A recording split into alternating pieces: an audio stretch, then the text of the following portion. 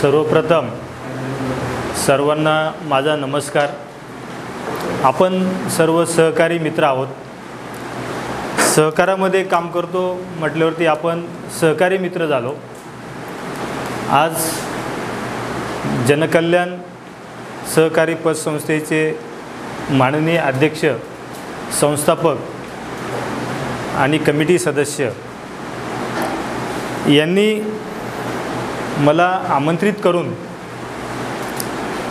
आज ह्या ठिकाणी आपण सहकारासंदर्भात किंवा कर्मचारी वर्गाने ॲक्टिव्हिटी काय केले पाहिजेत, जर आपण एखाद्या सहकारी संस्थेमध्ये काम करत असू तर हे काम करत असताना आपल्यामध्ये काय प्रिन्सिपल असायला पाहिजेत, संस्थावाढीसाठी आपण काय प्रयत्न केला पाहिजे, ह्या संदर्भामध्ये आज आपण थोडं विवेचन करणार आहोत, हितगुज करणार आहोत।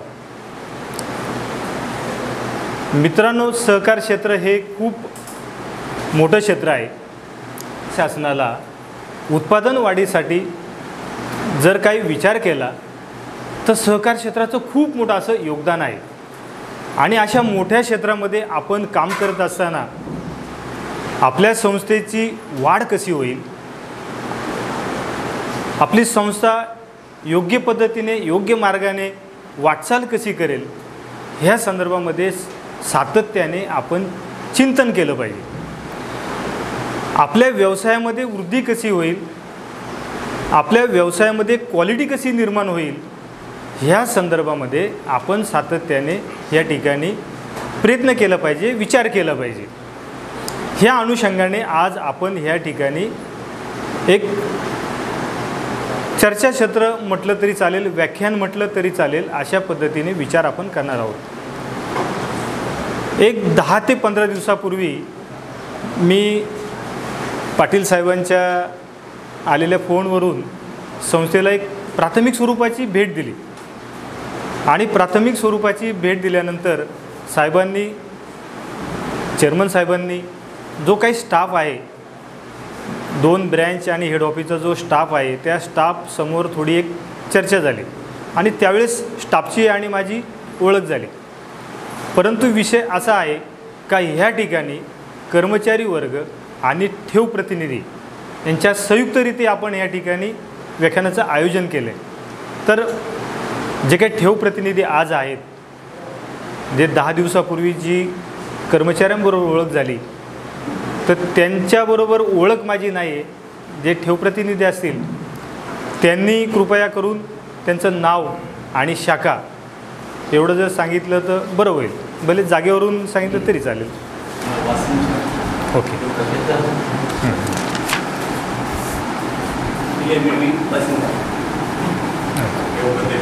ठेव प्रतिनिधी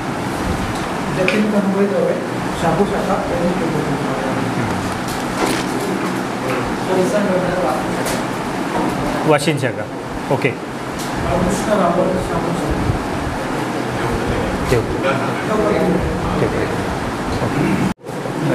दोन्ही शाखेंचे मिळून सर्व ठेव प्रतिनिधी आहेत इकडे। जरा बरं वाटलं। ठेव प्रतिनिधी शक्यतो व्याख्यान किंवा हे टाळतात थोडं, परंतु आपल्या संस्थेची प्रिन्सिपल यावरून लक्षात येतं चांगली आहे। म्हणजे कनेक्टिव्हिटी जी आहे ती खूप छान पद्धतीची आहे। परिचय आहे, पण आपण नवीन आहात। आज माझ्याबरोबर तुम्हाला पण परिचय करून देतो। मी गेली 33 वर्ष सहकार क्षेत्रामध्ये काम करतो आहे। विविध पदांवरती काम केलं। सुरुवात लिपिक पदापासून झाली। लिपिक, कॅशियर, सहाय्यक लेखापाल, ब्रँच मॅनेजर आणि आज एका संस्थेमध्ये जनरल मॅनेजर म्हणून मी काम करतो आहे। आता हे काम करत असताना तुमच्यासारखा सहकारी होतो मी, म्हणजे सहकारी आहे अजून पण। तर हे काम करत असताना नुसतं पगारापुरतं मी कधी माझ्या आयुष्यात काम नाही केलं। मग ती कुठल्या याच्यामध्ये असू, लिपिक पदावर असू किंवा सहाय्यक लेखापाल असू किंवा मॅनेजर पदावर असू, आपल्याला पगार भेटतोय ह्या उद्देशाने मी कधीच काम नाही केलं। काम करत असताना आपल्याला वेगवेगळ्या पद्धतीचं ज्ञान कसं प्राप्त होईल, जे काही सहकारामध्ये काम करतो म्हटल्यावरती पर्याय नाही. आता रिटायर होईपर्यंत आपल्याला सहकारामध्येच काम करायचं, म्हणजे आपलं क्षेत्र हे फिक्स झालं, त्यात बदल नाही. मला काय माझं लाईफ तयार करायचं आहे, मला त्या क्षेत्रामध्ये करायचं आहे, हे एकदा फिक्स झालं. फिक्स झाल्यानंतर त्या सहकारासंदर्भामध्ये जे काही कायदे असतील त्या कायद्यांचं पण नॉलेज मिळवणं खूप गरजेचं आहे. सहकार कायदा हा आपल्यासाठी तर आहेच. महाराष्ट्र सहकारी संस्था अधिनियम 1960 ह्या अंतर्गत सहकार चालतो. जवळपास महाराष्ट्रामध्ये 54 प्रकारच्या सहकारी संस्था आहेत. सर्वच प्रकारची नावं मी घेत नाही, पण ठराविक कोऑपरेटिव्ह क्रेडिट सोसायटी झालं, कोऑपरेटिव्ह हाऊसिंग सोसायटी झालं, सहकारी साखर कारखाना झालं, सहकारी सूतगिरण्या झाल्या, हातमाग सहकारी कारखाने आले.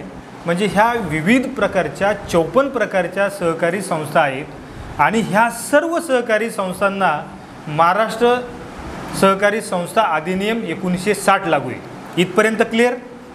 म्हणजे आपण कुठल्या तरी कायद्याच्या आधाराखाली काम करतोय, कुठल्या तरी कायद्याचा आपल्याला अवलंब आहे आणि ह्या कायद्याचा अवलंब आपण करत असताना, ह्या कायद्याच्या अंतर्गत आपण काम करत असताना आपल्याला काही नियम पण लागू आहेत.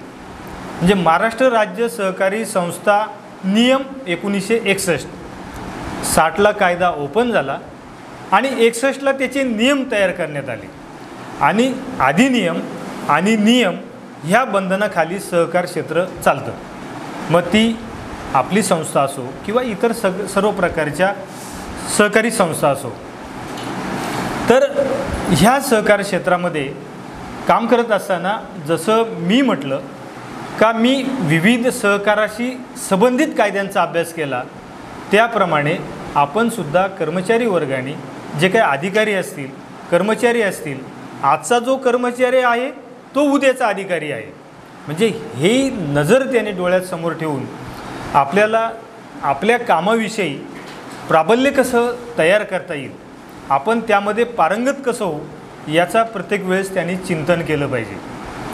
मग इतर ठिकाणी प्रशिक्षण चालतं, काही मार्गदर्शक लेख पेपरमध्ये येतात, सहकारासंदर्भामध्ये लोकसत्तेमध्ये महाराष्ट्र टाईममध्ये नेहमी लेख येतात. मग ती हाऊसिंग सोसायटी असो किंवा क्रेडिट सोसायटी असो. एक पैसा झाला मोठा असा लेख येत होता, आता येतो का नाही मला माहीत नाही, पण पैसा झाला मोठा असा एक लेख येत होता महाराष्ट्र टाईममध्ये. मग त्याच्यामध्ये आपण एक आर्थिक संस्थेमध्ये जर काम करतो तर आर्थिक ज्या उलाढाली आहेत, सध्या परिस्थितीमध्ये जे काही बदल होतात त्याची माहिती आपल्याला त्या ठिकाणी भेटते. म्हणून आपण एक वाचक पण असलं गरजेचं आहे. एक सुरुवात करताना एक असं सांगू इच्छितो का ज्यावेळेस आपण आपल्या संस्थेमध्ये प्रवेश करतो, मग कर्मचारी वर्ग असू किंवा ठेव प्रतिनिधी असू, ज्यावेळेस आपण आपल्या संस्थेमध्ये प्रवेश करतो त्यावेळेस त्या दरवाजेच्या चौकटीला कमीत कमी आपण नमस्कार केला पाहिजे. एक लक्षात घ्या, ही एक ट्रिक आहे, मी जे सांगतो ही एक ट्रिक आहे. त्याने काय होतं, आपली संस्था आणि आपण एक आत्मीयता तयार होते, एक कनेक्टिव्हिटी तयार होते, एक घट्ट असं बंधन तयार होतं. एक मनामध्ये आपल्या संस्थेविषयी आपल्या मनामध्ये एक ऊर्जा तयार होते, एक दायित्व तयार होतं का ज्या संस्थेमध्ये मी जातो आहे, प्रवेश करतो आहे, त्या संस्थेचं ॲटलिस्ट त्या दरवाजाला आपण थोडं हात लावून नमस्कार करून प्रवेश केला पाहिजे. हे कोण सांगणार नाही, या गोष्टी तुम्हाला कुठल्याही प्रशिक्षणामध्ये ह्या सांगितल्या जात नाहीत, परंतु अभ्यासात्मक दृष्टिकोनातून मी तुमच्याबरोबर हे आज शेअर करतो आहे. त्याचं कारण आहे कनेक्टिव्हिटी तयार झाली पाहिजे, संस्थेविषयी आत्मीयता वाढली पाहिजे. आणि तुम्ही प्रयोग करून पहा, एक वर्षभरामध्ये तुमच्या मानसिकतेमध्ये कसा बदल होतो, आपल्या प्रिन्सिपलमध्ये कसा बदल होतो, याचं तुम्ही उदाहरण त्या ठिकाणी 1 वर्षाच्या आतमध्ये तुम्हाला मिळून जाईल.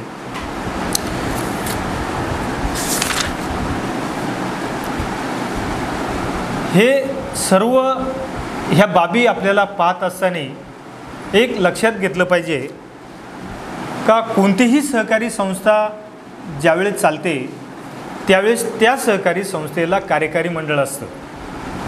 कार्यकारी मंडळ हे संस्थेचे विश्वस्त असतात. ज्या पद्धतीने लोकसभा असेल, विधानसभा असेल, विधान परिषद असेल, त्या ठिकाणी लोकप्रतिनिधी त्या ठिकाणी नेमणूक केल्यानंतर त्या ठिकाणी कायदे तयार होतात. ते कायदे समाजासाठी, पब्लिकसाठी बाहेर पब्लिश केले जातात. त्या पद्धतीने सहकारी संस्थेचं कार्यकारी मंडळ आपल्या सभेमध्ये आपल्या संस्थेची पॉलिसी ठरवत असतात. मग ती पॉलिसी ठरवल्यानंतर त्याचं इम्प्लिमेशन स्टाफने करायचं असतं. इथपर्यंत बरोबर आहे? लक्षात येतं आहे मी बोलतोय ते? कार्यकारी मंडळ हे त्या संस्थेचं विश्वस्त मंडळ असतं. त्यांची कार्यपद्धती स्वतः पॉलिसी ठरवणं, ती परिपत्रकाद्वारे आपल्या कर्मचारी वर्गामध्ये, आपल्या शाखांमध्ये पब्लिश करणं आणि सहकारी संस्थेवरती पूर्णपणे नियंत्रण ठेवणं. मित्रांनो, खरं काम तुम्हालाच करायचं आहे. सहकारी संस्था वाढ करायची असेल, योग्य रीतीने आपल्याला संस्थेचं खेळतं भांडवल वाढवायचं असेल तर खरं काम हे कर्मचारी वर्गाला करावं लागतं, अधिकारी वर्गाला करावं लागतं. त्यामुळे ते डिपॉझिट आणतात, ते कर्जदार आणतात. ह्या गोष्टीवरती अवलंबून न राहता आपण स्वतःही ठेवी आणल्या पाहिजेत. पब्लिकबरोबर आपण तशा पद्धतीचे संबंध ठेवले पाहिजेत आणि ते पूर्ण कर्मचाऱ्यांमध्ये येण्यासाठी काय गोष्टींची आवश्यकता आहे आणि ते आपल्यामध्ये काय असलं पाहिजे ह्या संदर्भामध्ये स्टेप बाय स्टेप आपण पाहूया. प्रत्येक कर्मचारी वर्गामध्ये दूरदृष्टी असली पाहिजे. लक्षात येते? दूरदृष्टी आपण इंग्लिशमध्ये त्याला विजन म्हणतो. आज आपण जर क्लर्क म्हणून काम पाहत आहे तर उद्या येणाऱ्या 5 वर्षाने मी ह्या संस्थेचा मॅनेजर असणार आहे, मी कल्याण शाखेचा मॅनेजर असणार आहे, मी खोपोली शाखेचा मॅनेजर असणार आहे, मी ठाणा शाखेचा मॅनेजर असणार आहे. ही दृष्टी प्रत्येक जो क्लर्क आहे त्यांनी आपल्यासमोर ठेवली पाहिजे. त्यांनी दूरदृष्टी अशी ठेवली पाहिजे का ही संस्था 500 कोटीची झालेली आहे आणि 500 कोटीच्या संस्थेमध्ये आज या संस्थेमध्ये 150 कर्मचारी काम करतात आणि जवळजवळ 250 ठेव प्रतिनिधी ठेव संकलनाचं काम करतात. अशा पद्धतीची दूरदृष्टी त्यांनी समोर ठेवली पाहिजे. आणि ही दूरदृष्टी ज्यावेळेस आपल्यासमोर असते त्या दृष्टीने आपण काम करायला सुरुवात करतो. त्यामुळे लक्षात ठेवा, प्रत्येक कर्मचाऱ्याकडे दूरदृष्टी असली पाहिजे. दूरदृष्टी जर असेल तर आपण त्या पद्धतीने त्या कामाची वाटचाल चालू करतो. जर दूरदृष्टी नसेल तर आपण आपल्या डोळ्यासमोर जर काही चॅलेंज नाही, आपल्या डोळ्यासमोर जर काही आपल्याला कुठे जायचं हे जर माहीत नाही तर आपण त्या जागेवरती पोचत नाही. म्हणून आपण सुरुवातीपासूनच आहे आपल्याकडे दूरदृष्टी ठेवली पाहिजे. लक्षात येते? पुढे ध्येय निश्चिती केली पाहिजे. प्रत्येक कर्मचाऱ्याने, तो अधिकारी असो किंवा क्लर्क असो, जो काय ह्या संस्थेचा कर्मचारी आहे त्यांनी ध्येय निश्चिती ठेवली पाहिजे. म्हणजे स्वतःचे गोल्स असले पाहिजे. जर आपण आर्थिक वर्ष 1 एप्रिल 2021ला चालू करतो आहे आणि 31 मार्च 22ला हे आर्थिक वर्ष संपणार आहे, मग ह्या आर्थिक वर्षामध्ये मला माझ्या शाखेसाठी काय काम करायचे, माझ्या संस्थेसाठी मला काम काय करायचे, मग त्यासाठी आपण काहीतरी गोल्स ठेवले पाहिजेत. मी माझ्या शाखेसाठी, माझ्या संस्थेसाठी पूर्ण वर्षभरामध्ये 10 लाख डिपॉझिट आणणार. शक्यतो आपली कॅपेबिलिटी आहे त्यापेक्षा दुप्पट आपण ध्येय निश्चिती ठेवली पाहिजे. बरोबर? म्हणजे कमीत कमी तिथपर्यंत आपण पोचू शकतो. जर 25 लाखाची आपण ध्येयदृष्टी ठेवली तर ॲटलिस्ट आपण 20 लाख 15 लाखापर्यंत पोचू शकतो. अशा पद्धतीने प्रत्येक कर्मचाऱ्याने आपले गोल्स फिक्स केले पाहिजे. ते पण एप्रिलच्या 2nd वीकमध्ये, 1st किंवा 2nd वीकमध्येच आपले गोल फिक्स केले पाहिजे. आणि संचालक मंडळाकडे तसा आपण अहवाल सादर केला पाहिजे. पहिला अहवाल तुमचा सरव्यवस्थापक यांच्याकडे जाईल एकत्रित आणि सरव्यवस्थापक तो अहवाल एकत्रित करून संचालक मंडळाकडे सादर करेल. प्रत्येकाने स्वतःचा गोल ठरवा आणि ते गोल एकत्रित करायचं काम सर्व व्यवस्थापक या ठिकाणी करतील. स्वतःला काहीतरी बंधनं घातली पाहिजे, त्यावेळेस आपली ॲक्टिव्हिटी चालू होते. बरोबर. मी ह्या संस्थेला एवढे कर्जदार देणार, माझ्या वतीने चांगले कर्जदार मी 20 कर्जदार ह्या वर्षामध्ये संस्थेसाठी देणार. मग तुम्ही असं ध्येय ज्यावेळेस गाठता, मनामध्ये ठेवता, त्यावेळेस मार्केटमध्ये थोडा प्रयत्न करता. माझे कोण नातेवाईक आहेत का, माझे काही खातेदार ओळखीचे आहेत का, माझे बाजूला राहणारे कोण आहेत का. मग एक तुमच्याकडे ॲक्टिव्हिटीचं एक साधन तयार होतं. बरोबर. अशा पद्धतीचं एक गोल सेट करून तुम्ही सर्व व्यवस्थापक यांच्याकडे तुम्ही ते द्या. मग ध्येय निश्चितीसाठी गोल कसला असला पाहिजे, कसले ध्येय असली पाहिजेत. एक नंबर ऑफ मेंबर, मी संस्थेला एकूण एवढे सभासद नवीन सभासद देणार. नंबर ऑफ डिपॉझिटर, मी संस्थेला एवढे खातेदार आणि एवढी रक्कम कलेक्ट करून वर्षभरामध्ये देणार. आणि कर्जदार, एवढे कर्जदार आणि एवढे डिपॉझिट मी माझ्या संस्थेसाठी कर्जदार देणार. असं आपण एक गोल सेट करा. त्याचा अहवाल सर्व व्यवस्थापकाकडे यांच्याकडे तुम्ही सुपूर्द करा. त्याचा फॉर्मॅट आहे. कधी पण सर्व व्यवस्थापक यांच्याकडे तुम्ही कुठल्याही प्रकारचं पत्र पाठवता, पत्र व्यवहार करता, त्यावेळेस माननीय सर्व व्यवस्थापक, माननीय शब्द वापरायला विसरायचं नाही. माननीय सर्व ही एक सिस्टम आहे, ही कामाची एक पद्धत आहे. ही सिस्टम प्रत्येक आस्थापनामध्ये इम्प्लिमेंट झालीच पाहिजे. मग त्यामध्ये जरा थोडं उत्सुकता येते, ग्रीप तयार होते आणि आपल्याला एक दिशा तयार भेटते. माननीय सर्व व्यवस्थापक, जनकल्याण सहकारी पतसंस्था मर्यादित शहापूर असंच आहे ना साहेब, मर्यादित शहापूर यांचकडे सविनय सादर. खालचं शब्द काय बोललो मी, यांचकडे सविनय सादर. मग तुम्ही तो सब्जेक्ट टाका जो काय आहे तो, आणि महोदय संदर्भ टाका. संदर्भ आजचं व्याख्यानाचा संदर्भ टाका. आज दिनांक 100 रोजी झालेल्या व्याख्यानानुसार हा संदर्भ टाका. आणि महोदय असं एकदा म्हटल्यानंतर खाली उपरोक्त संदर्भित विषयास अनुसरून, विषय तुमचा तो, संदर्भ आजचा, उपरोक्त संदर्भित विषयास अनुसरून मी आपल्या संस्थेसाठी अशा पद्धतीची एक ध्येय निश्चिती केली असून ती आपल्या माहितीसाठी मी सादर करीत आहे. मग एक कॉलम तयार करा, त्याच्यामध्ये माहिती भरा. वरती उजव्या साईडला आपलं नाव टाका, आपलं पद टाका, दिनांक टाका, मोबाईल नंबर टाका. आणि प्रत्येकाने सर्व व्यवस्थापक यांच्याकडे अगदी येणाऱ्या 15 तारखेच्या आतमध्ये आपली ध्येय निश्चिती तयार करून त्यांच्याकडे तुम्ही सुपूर्द करा. ते मग कन्सोलेट करतील, एकत्रित करतील आणि संचालक मंडळाकडे तो अहवाल सादर करतील. बरोबर. मग त्यामध्ये कर्मचारीच असतील असं नाही, ठेव प्रतिनिधी यांनी पण स्वतःचं गोल्स तयार केले पाहिजे. उत्पन्नाचं साधन आहे ते. तुम्ही फुल टाईम काम करत असू किंवा अर्धवेळ काम करत असू, परंतु ज्यावेळेस ठेव प्रतिनिधी म्हणून काम करता त्यावेळेस जेवढी तुम्ही मेहनत घेता तेवढं आपल्याला मानधन भेटतं. मी कमिशन हा शब्द नाही वापरणार, पण आपल्याला त्या पद्धतीची संस्था मानधन देते. बरोबर. त्या मानधनामध्ये जर वाढ करायची असेल तर तुम्हीही आपलं ध्येय निश्चित केलं पाहिजे. ठेव प्रतिनिधींबाबत मी बोलणार आहे नंतर, पण आपण एक एक पॉईंट ज्यावेळेस सविस्तर घेणार आहोत. एंड करताना ठेव प्रतिनिधीबाबत थोडं मी बोलणार आहे.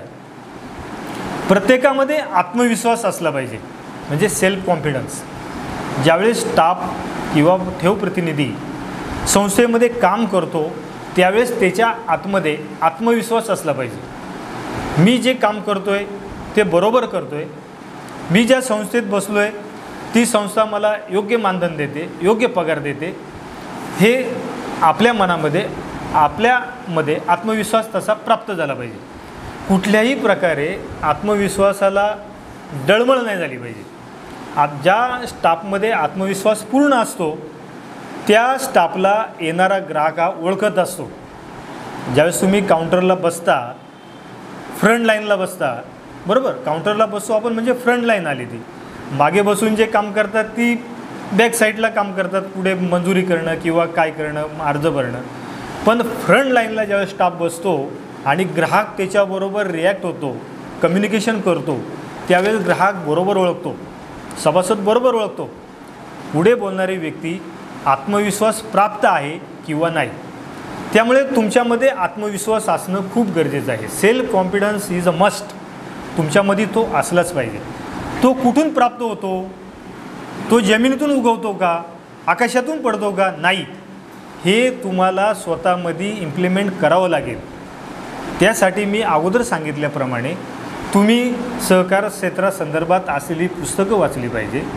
आपला बायलॉज आपण 2-3 वेळा वाचला पाहिजे. सहकारासंदर्भामध्ये जे काही लेख येतात ते लेख आपण वाचले पाहिजे. सहकार संदर्भामध्ये ज्या ज्या काही गोष्टी असल्या आहेत किंवा सहकारी संस्थेच्या कामकाजाविषयी ज्या काही गोष्टी आहेत त्या आपण आत्मसात केल्या पाहिजे. तुम्ही ज्यावेळेस त्या गोष्टी आत्मसात करणार त्यावेळेस तुमचा आत्मविश्वास 100% वाढलेला असेल. परंतु फक्त ऑफिसला यायचं, काम करायचं, घरी जायचं एवढंच जर डोळ्यासमोर ठेवलं तर आत्मविश्वास वाढणार नाही. आत्मविश्वास वाढण्यासाठी इंग्रजीचं वाचन केलं पाहिजे. इंग्रजी आपण नेहमी जे काही व्हिडिओज असतील किंवा पुस्तकं असतील हे आपण वाचली पाहिजे. आपल्या स्वतःसाठी एक कोणीतरी व्यक्ती आपण त्याला काय बोलतो, एक मॅन्डेटर असला पाहिजे. म्हणजे मार्केटमध्ये काही व्यक्ती अशा आहेत का त्यांचे व्हिडिओ, त्यांचे काही विषय आपण जर सातत्याने कानावरती ऐकले तर आपल्यामध्ये आत्मविश्वास प्राप्त होतो. उदाहरणार्थ डॉक्टर बिंद्रा नाव ऐकू नये. डॉक्टर बिंद्रा हे मोटिवेशनल स्पीकर आहेत. तुम्ही त्यांचा एक व्हिडिओ जर ऐकला तर तुमच्यामध्ये एक एनर्जी तयार होते, एक मनामध्ये एक ऊर्जा प्राप्त होते आणि ज्या आपल्याला गोष्टी माहीत नाहीत त्या सर्व गोष्टी आपल्याला त्या ठिकाणी माहिती होतात. दुसरा स्पीकर आहे प्रल्हाद पै. वामनराव पै यांचे सुपुत्र येते. वामनराव पै नाव ऐकू नये. शहापूरमध्ये खूप काम झालेलं आहे. जीवन विद्या मिशन म्हणून या संस्थेचं शहापूर 1 नंबरला होती पहिली. तर माझ्या माहितीप्रमाणे अगदी 90% लोकांना माहीत असेल का वामनराव पै एक सद्गुरू होते.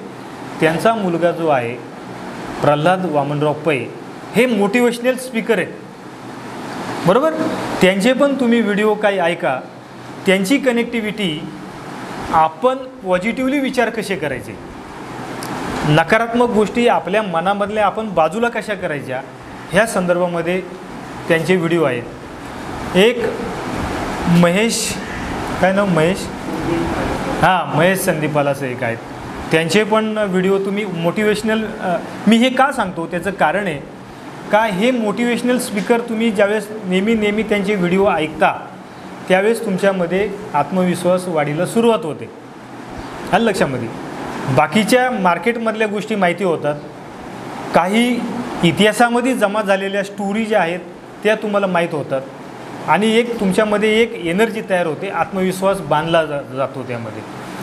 लक्षात ठेवा. दुसरी गोष्ट, आपण ज्यावेळेस कर्मचारी किंवा ठेव प्रतिनिधीमधून काम करतो त्यावेळेस आपल्यामध्ये अनुशासन असणं गरजेचं आहे. म्हणजेच डिसिप्लिन ज्या संस्थेमध्ये आहे, ज्या कर्मचारी वर्गामध्ये आहे त्या ठिकाणी 100% त्या संस्थेची वाढ 100% होते.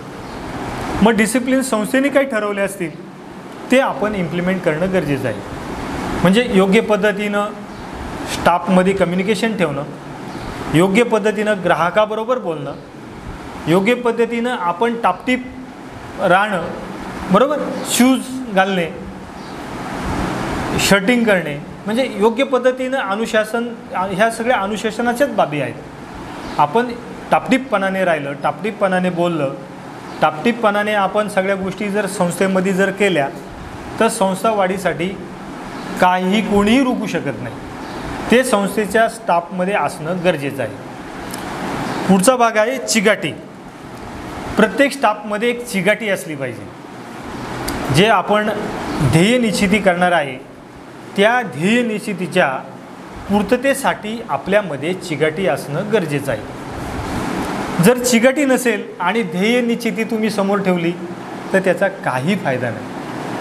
आपण आपल्यामध्ये एक चिकाटी मी करणारच, I am sure for this work, म्हणजे मी ह्या कामाविषयी 100% शाश्वत आहे, ही चिकाटी आपल्यामध्ये असली पाहिजे आणि त्या चिकाटीच्या माध्यमातून आपण काम केलं पाहिजे. दुसरं आहे नियोजन.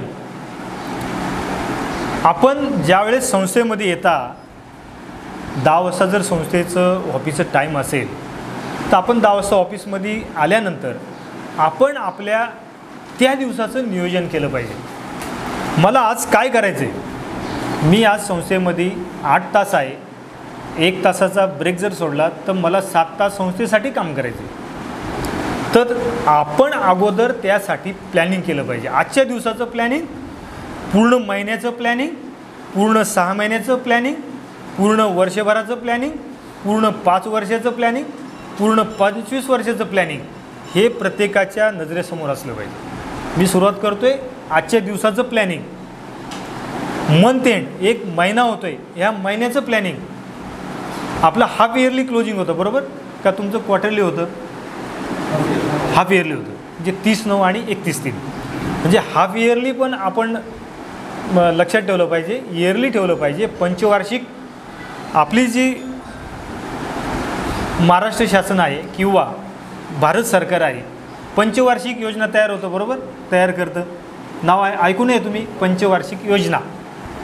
तशा पद्धतीने आपणही आपल्या संस्थेचं पंचवार्षिक ध्येय धोरण समोर ठेवलं पाहिजे. वार्षिक तर असलंच पाहिजे आणि डेली पण असलं पाहिजे. मी आज संस्थेसाठी मार्केटिंग करणार, मी ठेव प्रतिनिधी म्हणून आज संस्थेची 2 खाती एनी हाऊ मिळवणार. मला आज मिळवायचीच आहे, मी बाहेर पडलो आहे, मला 4 ते 5 खाती आज संस्थेची नवीन द्यायचीच आहेत. असं दररोजचं गोल सेटिंग करा. ओके, म्हणजेच प्लॅनिंग केलं पाहिजे या गोष्टीचं. दुसरं आहे योग्य निर्णय, म्हणजेच प्रॉपर जजमेंट देता आलं पाहिजे. ज्यावेळेस आपण काम करतो, ज्यावेळेस टेबलवरती बसतो काम करण्यासाठी, ह्या वरील गोष्टी ज्यावेळेस आपल्यामध्ये इम्प्लिमेंट होतात त्यावेळेस आपल्यामध्ये योग्य निर्णय घेण्याची क्षमता तयार होते बरोबर. जर एखादा निर्णय घेण्याची वेळ आली, त्या निर्णयासाठी आपण ग्राहकाला असं बोलणं चुकीचं होतं का थांबा मी साहेबांना फोन करतो आणि विचारतो, असं वेळ नाही आली पाहिजे. तुमच्यामध्ये ती ॲबिलिटी तयार झाली पाहिजे. योग्य निर्णय योग्य वेळी घेण्याची ॲबिलिटी तयार झाली पाहिजे. लक्षात आलं? निर्णय घेताना कुठल्याही पद्धतीचा अवलंब न करता निर्णय घेता आला पाहिजे. हां, तुमचं थोडंफार चुकू शकतं, नंतर तुम्ही फोन करून ती माहिती घेऊ शकता, सर्व व्यवस्थापक किंवा मॅनेजमेंटकडून घेऊ शकता. पण ज्यावेळेस पुढे एखादी व्यक्ती येते, सभासद येते, त्यावेळेस त्यांना निर्णय द्यायचा असतो. तर निर्णय देताना आपण योग्य पद्धतीने निर्णय देण्यासाठी आपली ॲबिलिटी तयार केली पाहिजे. पुढे धैर्य. धैर्य म्हणजे पेशन्स. प्रत्येक स्टाफमध्ये पेशन्स असणं खूप गरजेचं आहे. जर स्टाफमध्ये पेशन्स नसतील तर ते काम बरोबर वाटत नाही आणि काम केल्याचं समाधान पण वाटत नाही. त्यामुळे पेशन्स प्रत्येकामध्ये असणं खूप गरजेचं आहे. तुम्ही जॉब सॅटिस्फॅक्शन हा शब्द ऐकला आहे? जॉब सॅटिस्फॅक्शन हा शब्द तुम्ही ऐकला आहे? काय असं जॉब सॅटिस्फॅक्शन? बसूनच सांगा तुम्ही काय. मॅडम तुम्ही जॉब सॅटिस्फॅक्शन हा शब्द ऐकला आहे? ऐकलं आहे. काय असं जॉब सॅटिस्फॅक्शन म्हणजे काय?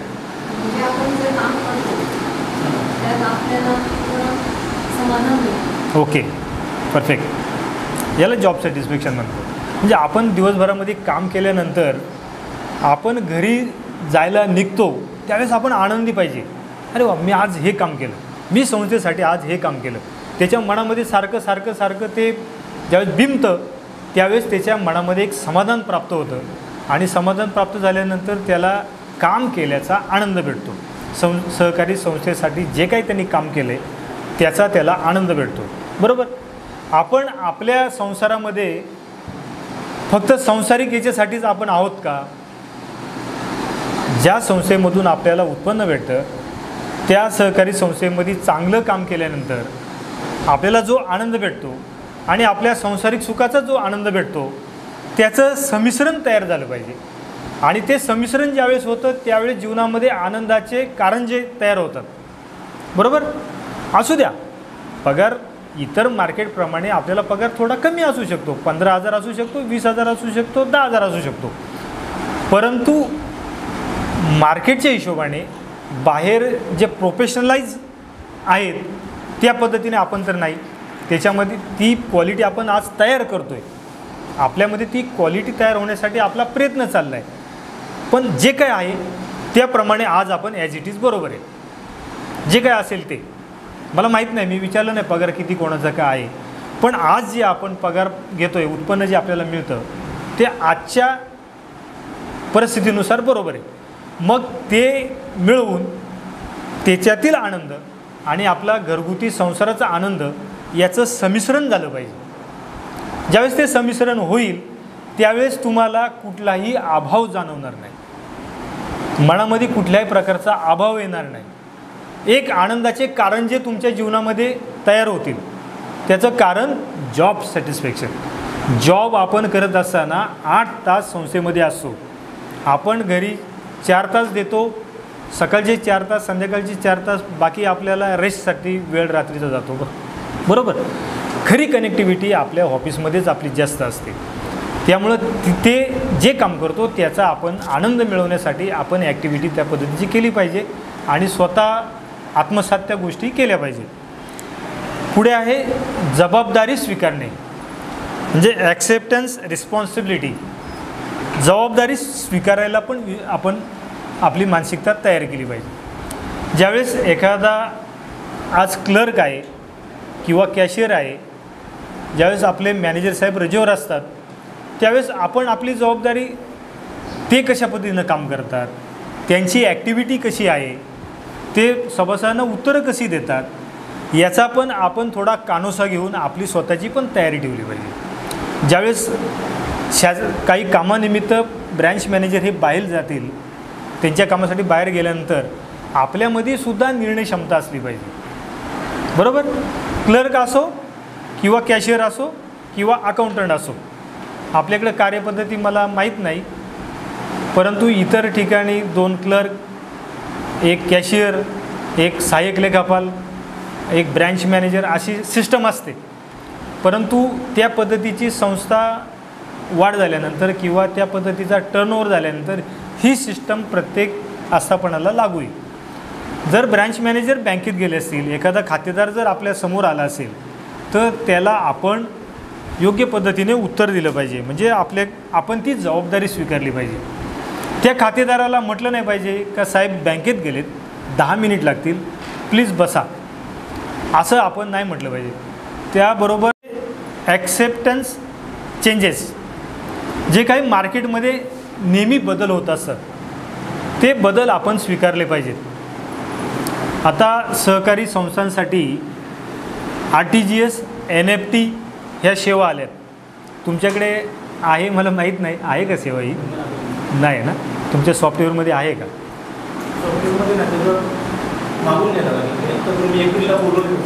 अच्छा. हां, नवीन नवीन गोष्टी मार्केटमध्ये येतात सहकारी संस्थांसाठी, त्या आपण ॲक्सेप्ट केल्या पाहिजे. त्याच्यावरती आपली नजर असली पाहिजे का इतर सहकारी संस्थांमध्ये काय चालतं. ज्या मोठ्या सहकारी संस्थांमध्ये त्या मार्केटमध्ये त्यांचा एक डिपार्टमेंट असतं, ते डिपार्टमेंट नेहमी स्टडी करतं, संशोधन करत असतं आणि संशोधन करून त्या संस्थेसाठी ते लागू करतं. म्हणून ज्या मार्केटमध्ये मोठ्या संस्था आहेत, 2,500 कोटी, 3,000 कोटी, 5,000 कोटी टर्नओव्हर असलेल्या संस्था ज्या काही मार्केटमध्ये गोष्टी आणतात त्या आपण आपल्या संस्थेसाठी आणण्यासाठी आपण मार्केटमध्ये नेहमी काय बदल होतात याचा अभ्यास आपण केला पाहिजे. आता QR कोड आला आहे, सहकारी संस्थांसाठी QR कोड आला आहे. जसं UPI आणि फोनपे जसं आहे त्या पद्धतीचा QR कोड आला आहे आणि तो QR कोड त्या दुकानदाराच्या त्या बाकड्याला कुठेतरी लावलेला असतो, आपला ठेव प्रतिनिधी जातो, आपल्या मोबाईलमध्ये ॲप असतं, त्या QR कोडला जर अटॅच केलं तर तो जेवढे पैसे सांगतो तेवढे ॲटोमॅटिक त्याच्या खात्याला आणि आपल्या GLला जमा होतात. म्हणजे मार्केट किती पुढे गेले. सहकारी संस्था पण मागे राहिलेल्या नाहीत. ज्या पद्धतीनं बँका मार्केटमध्ये काम करतात त्याच पद्धतीने आता सहकारी संस्था काम करतात. फक्त सहकारी संस्थांना चेक फॅसिलिटी नसते, बरोबर. अदरवाईज सर्व प्रकारचं काम सहकारी संस्था सहकारी बँकांसारखेच करतात. साहेब बरोबर आहे की नाही. आज जवळपास 90% 90-95% बँकांप्रमाणेच सहकारी संस्था काम करतात. म्हणजेच ह्या क्षेत्रामध्ये फ्युचर आहे, हे लक्षात ठेवा. ह्या क्षेत्रामध्ये मी जर आज 6 महिन्यापूर्वी क्लर्क म्हणून कामाला लागलो आहे तर फ्युचरमध्ये ह्या सहकार क्षेत्रामध्ये माझं फ्युचर आहे, हे आपण ग्राह्य धरूनच काम करायचं. माझं कसं होईल, 1 वर्षांनी ही संस्था वाढेल किंवा नाही वाढेल, हे डोक्यामध्ये निगेटिव्हिटी काढून टाका. जर अशा पद्धतीची निगेटिव्हिटी जर माइंडमध्ये ठेवली तर तुम्ही सहकारी संस्थेसंदर्भात सोडा, तुमच्या लाईफमध्ये पण सेट होऊ शकत नाही. त्यामुळे लक्षात ठेवा, सहकार क्षेत्रामध्ये सुगीचे दिवस आहेत. आपण सुगीचे दिवस बोलतो, कणीस आल्यावरती सुगीचे दिवस आले, तसे सहकार क्षेत्रासाठी मित्रांनो सुगीचे दिवस आहेत. सहकार क्षेत्रामध्ये आमूलाग्र असा बदल होत आहे, आमूलाग्र बदल होत आहे. ॲज लाईक बँकिंग अशा पद्धतीचं सहकारी पतसंस्था कार्यरत आहेत आणि कार्यान्वित पुढे होणार आहेत. ठेव प्रतिनिधींसाठी नुसती दैनंदिन ठेव नाही, अजूनही 2-3 प्रकारच्या ठेव योजना संस्थेमध्ये कार्यान्वित करून त्या पण तुम्ही एजन्सी घेऊ शकता. मग ही डेली दररोजचं कलेक्शन आहे, मंथली कलेक्शन असलेल्या पण ठेव योजना संस्थेमध्ये तयार होऊ शकतात पुढे फ्युचरमध्ये, त्याची पण एजन्सी तुम्ही घेऊ शकता. प्रत्येक महिन्याला एकदाच वसुली करायची, 500, 1000, 2000 अशा पद्धतीचं. मग तुमचं इन्कम डबल झालं, जनरेट इन्कम होऊ शकतं. म्हणजे हे डोळ्यासमोर ठेवून आपण सहकारी संस्थेत आपल्या काम करायचे. म्हणजेच बदलांचा स्वीकार आपण स्वीकारला पाहिजे आणि जो काय बदल मार्केटमध्ये होतो त्यासाठी आपण वॉचिंगमध्ये असलं पाहिजे. मोठ्या संस्थांमध्ये जो बदल होतो किंवा सहकारी संस्थांचे ग्रुप आहेत, सहकाराचे ग्रुप आहेत, असे महाराष्ट्र राज्य सहकारी संस्था यांचा एक ग्रुप आहे, मुंबई फेडरेशनचा ग्रुप आहे, ठाणे फेडरेशनचा ग्रुप आहे, काका कोयटे साहेबांचा एक ग्रुप आहे सहकारी पतसंस्था म्हणून. ह्या ह्या ग्रुपमध्ये तुम्ही सर्च केलं पाहिजे, गुगलमध्ये गेलं पाहिजे. गुगलमध्ये तुम्ही काही सर्च करायला टाका, तुमच्यापुढे माहिती येते, बरोबर. फेसबुकमध्ये काही सर्च करा, तुम्हाला ती माहिती येते. सहकारासंदर्भात असू किंवा वर्ल्डमध्ये कुठली माहिती तुम्हाला पाहिजे असेल तिथे भेटते. ही चाणक्य बुद्धी आपल्याकडे असली पाहिजे. ज्यावेळेस आपण आपल्याकडे घरी फ्री असतो त्यावेळेस आपण बाकीचे ते खेळाचे चॅनल पाहण्यापेक्षा तुम्ही गुगल सर्च करत जा आणि शक्यतो सहकारासंदर्भात पॉझिटिव्हिटी माझ्यामध्ये तयार होण्यासाठी काही मटेरियल आहे का, सोशल मीडियामध्ये काही मटेरियल आहे का याचा शोध घ्या आणि त्या पद्धतीने.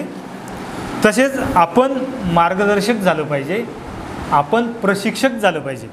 म्हणजे बी ए कोच आणि गाईड. आपण मार्गदर्शक का झालं पाहिजे, ज्यावेळेस आपली शाखा असते, शाखेमध्ये 4 स्टाफ असतात, 5 स्टाफ असतात, त्यांना आपण मार्गदर्शन करण्याची पण आपल्यामध्ये एक ॲबिलिटी तयार झाली पाहिजे. त्यांनी मुख्यालयाकडे किंवा मॅनेजमेंटवरती विश्वास म्हणजे त्यांच्यावरती अवलंबून न राहता तुम्ही तुमच्या शाखेमध्ये शाखाधिकाऱ्याने जो अधिकारी आहे त्यांनी स्वतःच मार्गदर्शक तयार झालं पाहिजे. मी मार्गदर्शक आहे, बी ए कोच म्हणजे स्वतःच कोच आहे मी, अशा पद्धतीची त्याची भूमिका असली पाहिजे, बरोबर. आणि हे गुण त्या शाखाधिकाऱ्याच्या अंगी असणं गरजेचं आहेच. त्यांनी प्रशिक्षक झालं पाहिजे. प्रशिक्षक झालं पाहिजे म्हणजे काय, का जो काही कर्मचारी वर्ग आहे त्या कर्मचारी वर्गालासुद्धा प्रशिक्षण देता आलं पाहिजे. प्रशिक्षण सहकारी कामकाजाचं असू शकतं, सहकारी कायद्याचं असू शकतं, दैनंदिन कारभाराचं असू शकतं. आपण अशा पद्धतीचं अधिकाऱ्यामध्ये आपल्या शाखाधिकाऱ्याकडे तेवढ्या पद्धतीचं प्रशिक्षण त्याला देता आलं पाहिजे. म्हणून त्यांनी प्रशिक्षक पण झालं पाहिजे. मी पण तुमच्यासारखा कधीतरी काउंटरलाच बसत होतो, ॲज अ क्लर्क म्हणूनच काम करत होतो. पण माझ्यामध्ये मी त्याचा अवलंब केला आणि आज मी तुम्हाला टीच करतो आहे. फरक काय आहे का त्याच्यामध्ये? ही क्वालिटी तुमच्यामध्ये पण आली पाहिजे आणि ती येऊ शकते. त्यात कुठल्याही प्रकारचा वाद नाही, ती 100% येऊ शकते. त्यासाठी आपण प्रयत्न केला पाहिजे.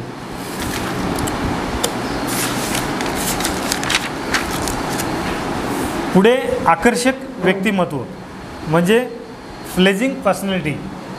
आपल्याकडे ज्यावेळेस ग्राहक येतो त्यावेळेस ग्राहकाने आपल्याकडे पाहिल्यानंतर त्याला थोडं प्लेझिंग झालं पाहिजे, म्हणजे आनंद झाला पाहिजे. जरा उगाच गवळ्यासारखं राहिलं आणि संस्थेमध्ये बसला असं चालत नाही. ही सहकारी संस्था आहे, ही आर्थिक व्यवहार करणारी संस्था आहे आणि ज्यावेळेस विश्वास प्राप्त होतो त्यावेळेसच आर्थिक व्यवहार त्या ठिकाणी सुरळीत चालतात, चांगले चालतात. त्यामुळं आपण ऑफिसमध्ये येताना नुसत्या गबाळ्यासारखं येऊन चालत नाही. टापटीपपणे व्यवस्थित आपली जी व्यक्तिमत्व आहे हे प्रसन्न व्यक्तिमत्व आपल्या संपूर्ण जे काय आपण परिधान करतो त्याच्यातून प्राप्त होतं. आता ज्या वेळेस मला पाटील साहेब भेटतात त्यावेळेस मला आनंद होतो.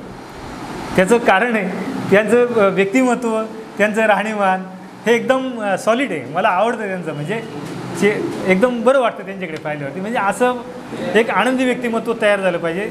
त्यासाठी आपल्यामध्ये पॉझिटिव्हली विचार असले पाहिजे. मी त्यांचंच उदाहरण दिलं नाही, सर्वांचंच मला बरं वाटतं पाहिल्यानंतर सगळ्यांनाच. मी एक उदाहरणाखातर नाव घेतलं. म्हणजे असं आपण स्वतः ज्यावेळेस पॉझिटिव्ह होतो, ज्यावेळेस आपल्याकडे व्हेरिएशन तयार होतं, वेगवेगळं ज्ञान तयार होतं आणि टापटीपपणे राहतो व्यवस्थित, त्यावेळेस एक बरं वाटतं का नाही पाहिल्यानंतर त्या व्यक्तीला? खरं सांगा, बरं वाटतं का नाही? तसं तुम्हाला पण ग्राहकाने पाहिल्यानंतर त्याला पण बरं वाटलं पाहिजे. लक्षात मला हेच सांगायचं. ओके. एक प्रशासकीय कौशल्य म्हणजे ॲडमिनिस्ट्रेटिव्ह स्किल प्रत्येकाकडे असलं पाहिजे. अधिकारी वर्गाकडे हे असलंच पाहिजे. म्हणजे प्रत्येक आस्थापना ही ॲडमिनिस्ट्रेटिव्ह लेवलला चालते, बरोबर? व्यवस्थापनाचा एक भाग आहे तो. व्यवस्थापन तयार होतं आणि ते व्यवस्थापन तयार करायचं काम हे अधिकाऱ्याकडे असलं पाहिजे. अधिकारी वर्गाकडे हे स्किल असलं पाहिजे. ॲडमिनिस्ट्रेटिव्ह स्किल हे असलंच पाहिजे. मग त्यासाठी तुम्ही व्यवस्थापन कसं असावं हे एक मार्केटमध्ये पुस्तक भेटतं, बरोबर? व्यवस्थापनाबाबतची जवळजवळ 20 ते 25 प्रकारची मार्केटमध्ये पुस्तकं आहेत. वेगवेगळे लेखक आहेत, त्यांनी त्यांची मतं मांडलेली आहेत. ते आपण वाचन करा. वाचनासाठी आपल्या लाईफमध्ये थोडा तरी वेळ दिला पाहिजे. जे काही आपल्या घरी मटेरियल असेल ते इंग्लिशमध्ये असो, मराठीमध्ये असो, हिंदीमध्ये असो, त्यासाठी आपल्या जीवनातला थोडा तरी वेळ आपण दिला पाहिजे. भले तुम्ही दररोज अर्धा तास का होईना पण द्या, पण जेवढं तुम्ही वाचन कराल, वेगवेगळी पुस्तकं ही पॉझिटिव्ह ॲटिट्यूडची असतील, व्यवस्थापन कौशल्याची असतील किंवा कायद्याची असतील, तुम्ही ज्या वेळेस हे वाचन नेहमी करत राहणार त्यावेळेस ह्या सगळ्या गोष्टी मी सांगतो ह्या असती बिल्ड होणार. स्वतःमध्ये ते एक फोर्स तयार होणार आणि 100% आपण एक व्यवस्थित व्यक्तिमत्व म्हणून मार्केटमध्ये पुढे पब्लिश होऊ शकतो. पुढे संभाषण कौशल्य म्हणजेच कम्युनिकेशन स्किल. संभाषण कौशल्य हे पण प्रत्येकामध्ये असणं गरजेचं आहे. मग तो अधिकारी वर्ग असू किंवा मग कर्मचारी वर्ग असू. कारण आपला जो व्यवहार आहे हा समाजाशी आहे, आपला जो व्यवहार आहे हा व्यक्तींशी आहे, आपला जो व्यवहार आहे आपल्या ग्राहकांशी आहे. मग आपल्यासमोर येणारे हे ग्राहक कम्युनिकेट आहेत, म्हणजे आपल्याबरोबर कम्युनिकेशन करतात. मग त्यांच्याबरोबर कम्युनिकेशन करत असताना आपल्यामध्ये कम्युनिकेशनची क्वालिटी असली पाहिजे. त्याचं कारण असं आहे, जर एखादी वयस्कर व्यक्ती आपल्या ऑफिसमध्ये आले, एखादी वयस्कर व्यक्ती आली समजा 60 वर्षापुढे, किंवा एखादी लेडी आली जी ज्येष्ठ नागरिक आहे, महिला असो किंवा व्यक्ती असो, आपण बोललं पाहिजे नमस्कार काका. कमीत कमी हा शब्द आपण बोलला पाहिजे. त्याला स्वतःहून आपण नमस्कार घातला पाहिजे. आपला तो ग्राहक आहे. ज्यावेळेस तुम्ही त्याला नमस्कार काका म्हणता त्यावेळेस तो आत्मीयतेने तुमच्यासमोर येतो, तुमच्या टेबलच्या समोर येऊन बसतो. मग तुम्ही त्यांना विचारू शकता, काका काय सेवा करू तुमची, काय प्रॉब्लेम आहे विचारायला. आपण सेवेसाठीच बसलो ना. आपण सेवेचेच पैसे घेतो ना, मग हा शब्द उच्चारायला आपल्याला काय कमीपणा काय त्याच्यामध्ये, आपण हा शब्द उच्चारलाच पाहिजे. काका मी काय सेवा करू तुमची आज, एक आनंदाने त्याच्या पुढे बोला ना.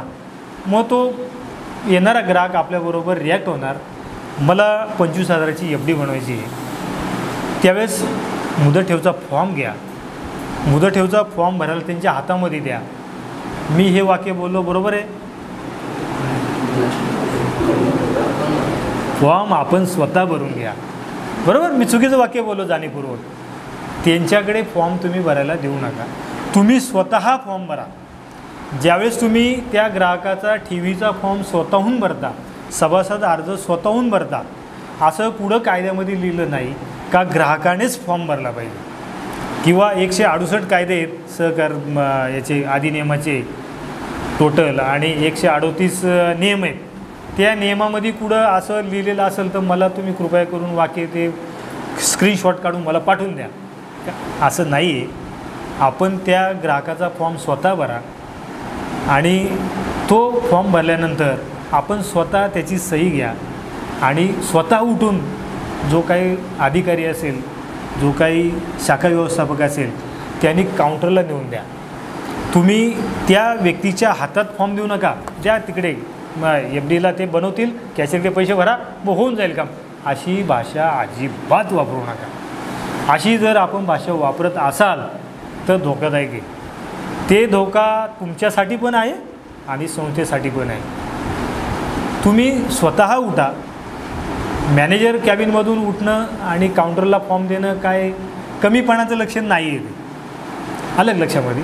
तुम्ही त्यांच्याकडे द्या, काका अगदी 10 मिनटामध्ये तुमचं काम होईल, बसा तुम्ही इथेच बसा, असं हे करा. आणि सगळ्या गोष्टी त्या टेबलवरती येऊ द्या. त्यात जर 25,000ची FD असेल तर 20,000च्या पुढे आपण सेविंगला घेतो. आपण 20,000च्या पुढे जर असेल FD कॅशमध्ये, बरोबर ना, सेविंगला घेतो. सेविंगला गेलं म्हणजे त्याची वाउचर विड्रॉल आली, बरोबर. ते सगळं स्टाफनी त्या सगळ्या गोष्टी तयार करून एकाच वेळेस त्या ग्राहकाच्या समोर ठेवलं पाहिजे. अगदी तुमची FDची पावती बनून एकदा विड्रॉलसाठी सही, एकदा FD रिसिव्हसाठी सही, अजिबात नाही. Each and every work should be done. ते प्रत्येक काम तुम्ही पूर्ण करा आणि एकाच वेळेस मॅनेजर साहेबांच्या समोर घेऊन जा. जो ग्राहक समोर बसलेला आहे त्यांना ते तुम्ही दाखवा, आणि त्यांच्या सह्या तुम्ही स्वतः घ्या. काका इथे एक सही करा, इकडे एक सही करा. त्या रिसीटच्या मागे सही घ्यावी लागते, रिसीट मिळाली म्हणून, ठेवीची पावती, आणि बरोबर आपल्या इन्व्हॉल्वमध्ये जो काही छापलेला असेल त्याच्यामध्ये टाकून त्यांच्याकडे द्या. इथपर्यंत ग्राहकाची सेवा केली तर नेक्स्ट टाईम ती व्यक्ती अगदी आनंदाने मॅनेजरच्या टेबलसमोर येऊन बसणार, आणि त्याच मेथडमध्ये ती कामाची अपेक्षा करणार. आणि तीच व्यक्ती मार्केटमध्ये जाऊन, अहो जनकल्याणमध्ये काय सिस्टम आहे कामाची, काय पद्धतीने तिथले स्टाफ काम करतात, खूप चांगल्या पद्धतीचे, ती व्यक्ती माउथ टू माउथ पब्लिसिटी करते. पहा एका कामाचा रिझल्ट किती ठिकाणी भेटतो ते लक्षात घ्या. हे अचूक पॉईंट आहेत, मी सांगतो हे अचूक पॉईंट आहेत. मी स्वतः हे इम्प्लिमेंट केलेले पॉईंट आहेत. मी ज्या ठिकाणी काम करत होतो त्या ठिकाणी मी हे स्वतः इम्प्लिमेंट केलेलं आहे, आणि मला तो रिझल्ट आलेला आहे, हेच मी तुम्हाला सांगतो, वेगळं काहीच सांगत नाही. ती व्यक्ती 10 ठिकाणी हे आपल्या संस्थेचं नाव काढते, बरोबर. दुसऱ्या पण सहकारी संस्थेमध्ये ज्या त्या व्यक्तीचे ठेवी असतात, ग्राहक हा चोखंदळ असतो, तो एकाच याच्यामध्ये संस्थेमध्ये ठेवत नाही, बल्कमध्ये ठेवत नाही. अनेक सहकारी संस्थांमध्ये त्याच्या ठेवी असतात. ज्यावेळेस तुम्ही अशी सेवा देता आणि इतर सहकारी संस्थेमध्ये आपला ग्राहक जातो, त्यावेळेस आपल्या संस्थेचं तो नाव काढतो, काय मला सेवा भेटली तिथे, 1 नंबर सेवा आहे, बरोबर. 1 नंबर सेवा देणारी अबुधाई कोऑपरेटिव्ह बँक अगोदर होती. क्वालिटी मेंटेन करणं आणि क्वालिटी इम्प्लिमेंट करणं हे खूप गरजेचं आहे. संस्थेचं नावाची पुढे वाहवा होते आणि संस्था वाढीला हा एक फॅक्टर कामी येतो, बरोबर. त्या पद्धतीने तुमच्यामध्ये कुठपर्यंत आलो होतो आपण, निर्णय क्षमता काय पॉईंट होता, हां संभाषण कौशल्य. आता निर्णय क्षमता, मग डिसिजन मेकिंग ॲबिलिटी, निर्णयक्षम पण आपण असलं पाहिजे. मी मगाशी सांगितल्याप्रमाणे जर शाखा व्यवस्थापक बाहेर गेला असेल तर आपण स्वतः निर्णय घेता आला पाहिजे. आपल्याला आपण सर्व व्यवस्थापकांना फोन करणं, अध्यक्ष साहेबांना फोन करणं, यापेक्षा आपण निर्णयक्षम झालं पाहिजे. बरोबर, निर्णय क्षमता प्रत्येकामध्ये असली पाहिजे. नंतर जोखीम घेण्याची क्षमता, risk taking ability. Risk taking ability आपली असली पाहिजे. आपण रिस्क घ्यायला शिकलं पाहिजे. सहकारी पतसंस्थांमध्ये जे काय काम चालतं हे टोटली जोखीमीवरती चालतं. जोखीम हा फॅक्टर इथे खूप मोठा काम करतो. ठेवी ज्या येतात ते आपण जोखीम स्वीकारूनच ठेवी आणतो. ज्यावेळेस एखादा कमिटी मेंबर FD आणतात त्यावेळेस ते स्वतः जोखीम घेतात. तुम्हाला माहीत नसेल ते बोलतात मी तुम्हाला विश्वास देतो, हे शब्द किंवा त्यांच्या विश्वासावरती FD येते. एखादा अधिकारी, एखादा कर्मचारी किंवा ठेवप्रतिनिधी FD आणतो ना, मुदत ठेव आणतो, त्यावेळेस त्याच्या मनामध्ये जोखीम थोडी तरी तयार होते. नाही म्हणून सांगा मला का जोखीम त्याच्या मनामध्ये तयार होत नाही. आज मी यांचे 10 लाख आणतो आहे, माझी पण थोडी जोखीम आहे, माझी रिस्क फॅक्टर थोडी तरी आहे, पण आपल्याला पर्याय नाही, आपण जोखीम स्वीकारलीच पाहिजे.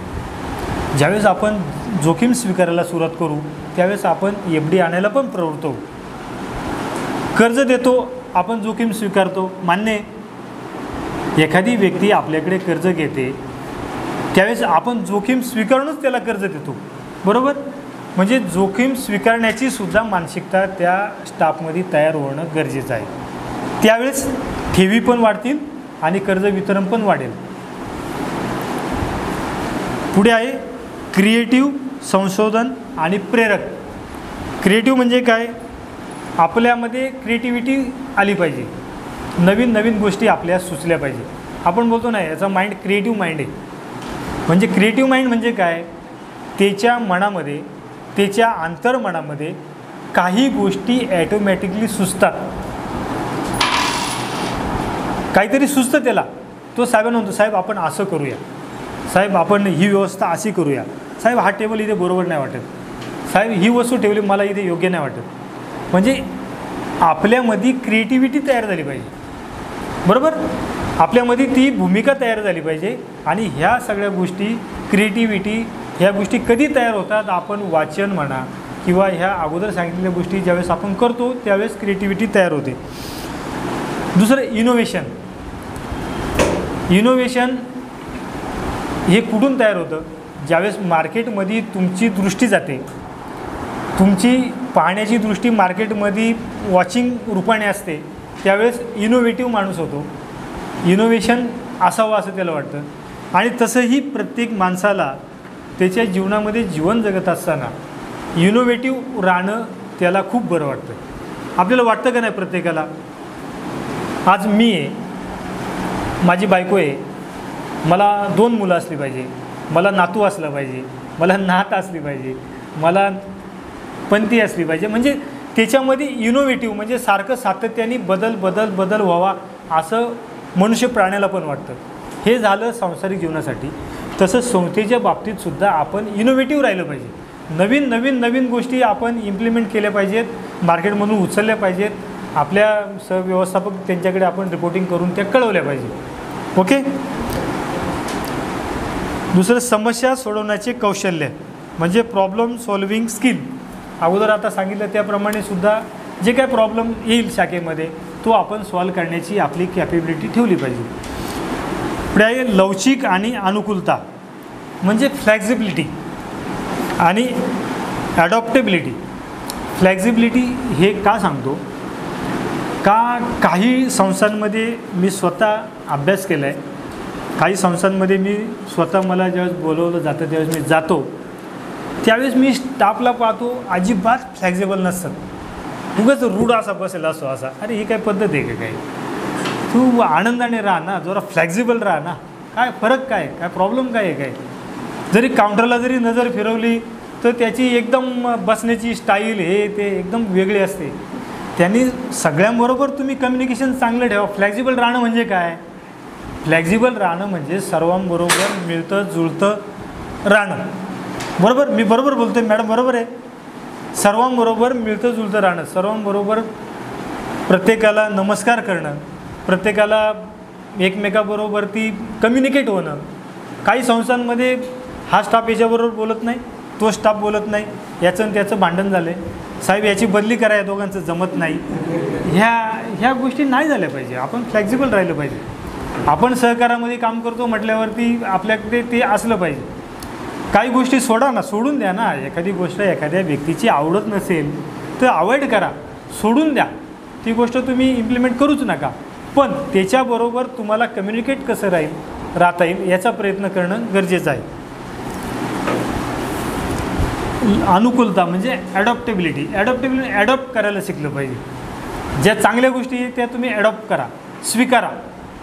आणि सर्वांनी आनंदी एकमेकाबरोबर कम्युनिकेशन चांगलं ठेवून पॉझिटिव्हिटी विचार करून एक ऑफिसचं वातावरण तयार करा. त्यामुळे आपल्या संस्थेचं जे भागभांडवल असेल, इतर ठेवी असतील, सगळ्याच गोष्टी वाढ व्हायला सुरुवात होईल. दुसरं आहे वेळेचे व्यवस्थापन म्हणजे टाईम मॅनेजमेंट. हा सहकारी संस्थेमध्ये खूप मोठा फॅक्ट आहे. जरा थोडा टाईम मॅनेजमेंट हे आपल्याकडं असलंच पाहिजे. वेळेचं आपण गणित हे आपल्या स्वतःसाठी मांडलंच पाहिजे, तयार केलं पाहिजे. आलं का लक्षात? आज मला इथे 11 वाजता यायचं आहे लेक्चरला. मी सकाळीच तयार झालो, 9:30ला गाडी वगैरे सगळी हे करून व्यवस्थित. पुढे मला व्यत्यय आला एक अर्धा तासाचा रस्त्यामध्ये. डोंबिवली कल्याणला जास्त कोरोनाबाधित निघाल्यामुळं त्यांनी स्ट्रिक्टली केलं आणि तिथे चेकिंग वगैरे झाली थोडी, त्यामुळे मला उशीर झाला. पण माझं प्लॅन होतं 10:30ला इथं पोचायचं. साहेबांना मी शब्द दिला, साहेब मी 10:30 ते 11:45 दरम्यान इकडे असणार. तो आला प्रॉब्लेम भाग ठीक आहे, पण अगदी मी वेळेतच निघाला असतो तर मी इथं 12ला पोचलो असतो. Am I right? बरोबर आहे की नाही? मग आपण आपल्या दैनंदिन कारभाराचं, दैनंदिन जीवनाचं पण एक गणित तयार करा. ह्या वेळेमध्ये माझी ही कार्यक्षमता असेल, ह्यावेळेस मी ऑफिसमध्ये जाईल, ह्यावेळेस मी एवढं काम करेल, असं एक वेळेचं तुम्ही गणित तयार करा, असं मला सांगायचं. त्यालाच आपण टाईम मॅनेजमेंट म्हणतो. बरोबर? 10 वाजता जर ड्युटी असेल, ती 5 वाजेपर्यंत असेल, 6 वाजेपर्यंत जर असेल, तर आजच्या वेळेचं माझं मॅनेजमेंट आजचं हे असेल. असं प्रत्येकाने, नुसतं संस्थेसाठीच नाही, आपण आपल्या वैयक्तिक जीवनामध्ये सुद्धा टाईम मॅनेजमेंट असणं खूप गरजेचं आहे. वेळेचं नियोजन आपण करणं खूप गरजेचं आहे, लक्षात घ्या. तसेच लोकांना प्रोत्साहित करा म्हणजे मोटिव्ह पीपल. आपल्यामध्ये वरील सांगितलेले जे आता 18 पॉईंट होते, ते 18 पॉईंट किंवा 18 फॅक्ट्स आपण ज्यावेळेस आपल्यामध्ये इम्प्लिमेंट करतो, आपण स्वीकारतो, आपण बिल्ड करतो, त्यावेळेस आपण लोकांना प्रोत्साहित करू शकतो. बरोबर? आपल्याकडे कुठल्याही प्रकारची जर क्वालिटी नसेल तर आपण काय लोकांना प्रोत्साहित करणार? आता उद्या समजा संस्थेने लखपती ठेव योजना तयार केली आणि ती मार्केटमध्ये पब्लिश केली, हे प्रोडक्ट तयार केलं. संस्थेच्या ठेव योजना हे एक प्रोडक्ट आहे, संस्थेच्या कर्ज योजना हे एक प्रोडक्ट आहे. ह्या मताशी तुम्ही सहमत आहात? ह्या मताशी सहमत आहात? एक प्रोडक्ट आहे. आपल्याकडे जर 8 ठेव योजना असतील तर ठेवीचे आपल्याकडे 8 प्रोडक्ट आहेत आणि ते मार्केटमध्ये आपण विकतोय. आज आपल्याला प्रोफेशनलाइज होणं गरजेचं आहे. प्रोफेशनलिझम होणं गरजेचं आहेच. आपल्या 27व्या घटनादुरुस्तीमध्ये त्यामध्ये त्यांनी प्रोव्हिजनच तशी केलेली. तुम्ही स्वतः हे वाढवलं पाहिजे, व्यवसाय वाढवला पाहिजे, असं त्यांनी स्पष्ट आपल्या घटनादुरुस्तीमध्येच केलेलं आहे. आपली जी 97वी घटनादुरुस्ती केलेली आहे त्याच्यामध्ये प्रत्येक सहकारी संस्थेने एक प्रोफेशनल राहण्यासाठी त्यांना ते स्वतंत्र दिलेलं आहे. तुम्ही वाचा घटनादुरुस्तीमध्ये काय काय आहे त्याच्यामध्ये स्वतंत्रता दिलेली. तुम्ही स्वतःच प्लॅनिंग करा, स्वतःच एक स्ट्रक्चर तयार करा आणि स्वतःच मार्केटमध्ये उतरा आणि स्वतः बिंदास व्यवसाय करा. म्हणजेच आपण आता मार्केटिंग केलं पाहिजे. मार्केटिंग करतो आहे आपण. जे काही आपले प्रोडक्ट आहेत ते प्रोडक्ट आपल्याला विकता आले पाहिजे. बरोबर? जर सहकारी आपल्या संस्थेने जर एखादी योजना तयार केली, लखपती ठेव योजनेसारखी, ठराविक पिरियडसाठी ठराविक अमाऊंट भरली तर 1 लाख मिळतात. तर हे आपल्याला आपल्या मार्केटमध्ये सांगता आलं पाहिजे, म्हणजे लोकांना प्रोत्साहित करता आलं पाहिजे. आपल्या समाजाला, आपल्या संस्थेच्या आजूबाजूला जे ग्राहक आहेत, जे दुकानदार आहेत, जे वसाहतीमध्ये राहणारे लोक आहेत, त्यांना आपल्याला प्रोत्साहित करता आलं पाहिजे, बरोबर. मोटिवेट करता आलं पाहिजे त्यांना. तुम्ही जर एखाद्या दुकानदाराकडे गेले आणि तुम्ही त्यांना जर संस्थेचं पॅम्पलेट दाखवलं आणि ती योजना जर समजून सांगितली, तर तुमच्याकडे असं स्किल असलं पाहिजे का त्या व्यक्तीनं 100% उद्या माझा एक फॉर्म आणा, मी मेंबर पण होतो आणि 1000ची स्कीम मी ती चालू करतो, मला आवडली तुमची योजना, म्हणजे असं प्रेझेंटेशन देता आलं पाहिजे. पुढचा पॉईंट आहे, आपण स्वतः आधी कार्यप्रवण होणे. जर आपण इतरांना जर कार्य करण्याची अपेक्षा ठेवतो, जर शाखा व्यवस्थापक इतर स्टाफकडून त्यांनी कार्य केलं पाहिजे असं ज्यावेळेस त्या व्यवस्थापकाला वाटतं, त्यावेळेस स्वतः त्यांनी कार्य केलं पाहिजे, बरोबर. तो ज्यावेळेस सातत्याने जर काम करत असेल ऑफिसमध्ये, तर इतर जे 3 स्टाफ आहेत त्यांना पण लाज वाटते. अरे साहेब काम करतात आणि आपण फोनवर बोलतो आहे, आपण मोबाईलवर चॅटिंग करतो, योग्य नाही. म्हणजे स्वतः व्यवस्थापकाने, अधिकाऱ्याने स्वतः कार्यरत असलं पाहिजे. पुढे फोन करणं, पुढे कर्जदारांना फोन करणं, अशा पद्धतीनं आपण स्वतः जर कार्यरत असाल तर आपल्या अंडर जो स्टाफ करतो, काम करतो, ते पण स्वतः कार्यरत दिवसभर असतील. ओके. नंतर महत्त्वाचा आणि शेवटचा पॉईंट आहे, टीम प्लेयर व्हा. तुम्ही टीम प्लेयर झालं पाहिजे. ज्यावेळेस एखादी क्रिकेटची टीम असते आणि एखादा खेळाडू एकदम प्रोत्साहित असतो, तर तो त्या टीमला एनर्जी देतो, बरोबर. आता ते मला खेळाडूचं नाव माहीत नाही, मला माझा आवडता खेळाडू आहे, काय एकदम त्याच्याकडे पाहिल्यावर आनंदासारखं वाटायचं. एकदम त्याची झेल घेण्याची पद्धत, त्याची चालण्याची पद्धत एकदम बेस्ट होती. मला नाव ते आठवत नाही आता. म्हणजे आपण कोण महेंद्रसिंग धोनी पण नाही, नाही असं नाही, इंडियन. आपण कम्युनिकेट होतं आहे, काय हरकत नाही, काय ब्रेक नाही होत काही. तुम्ही एक एक नाव सांगा मला, ते त्याचं नाव लक्षात. राहुल द्रविड पण नाही, अजून युवराज सिंग पण नाही,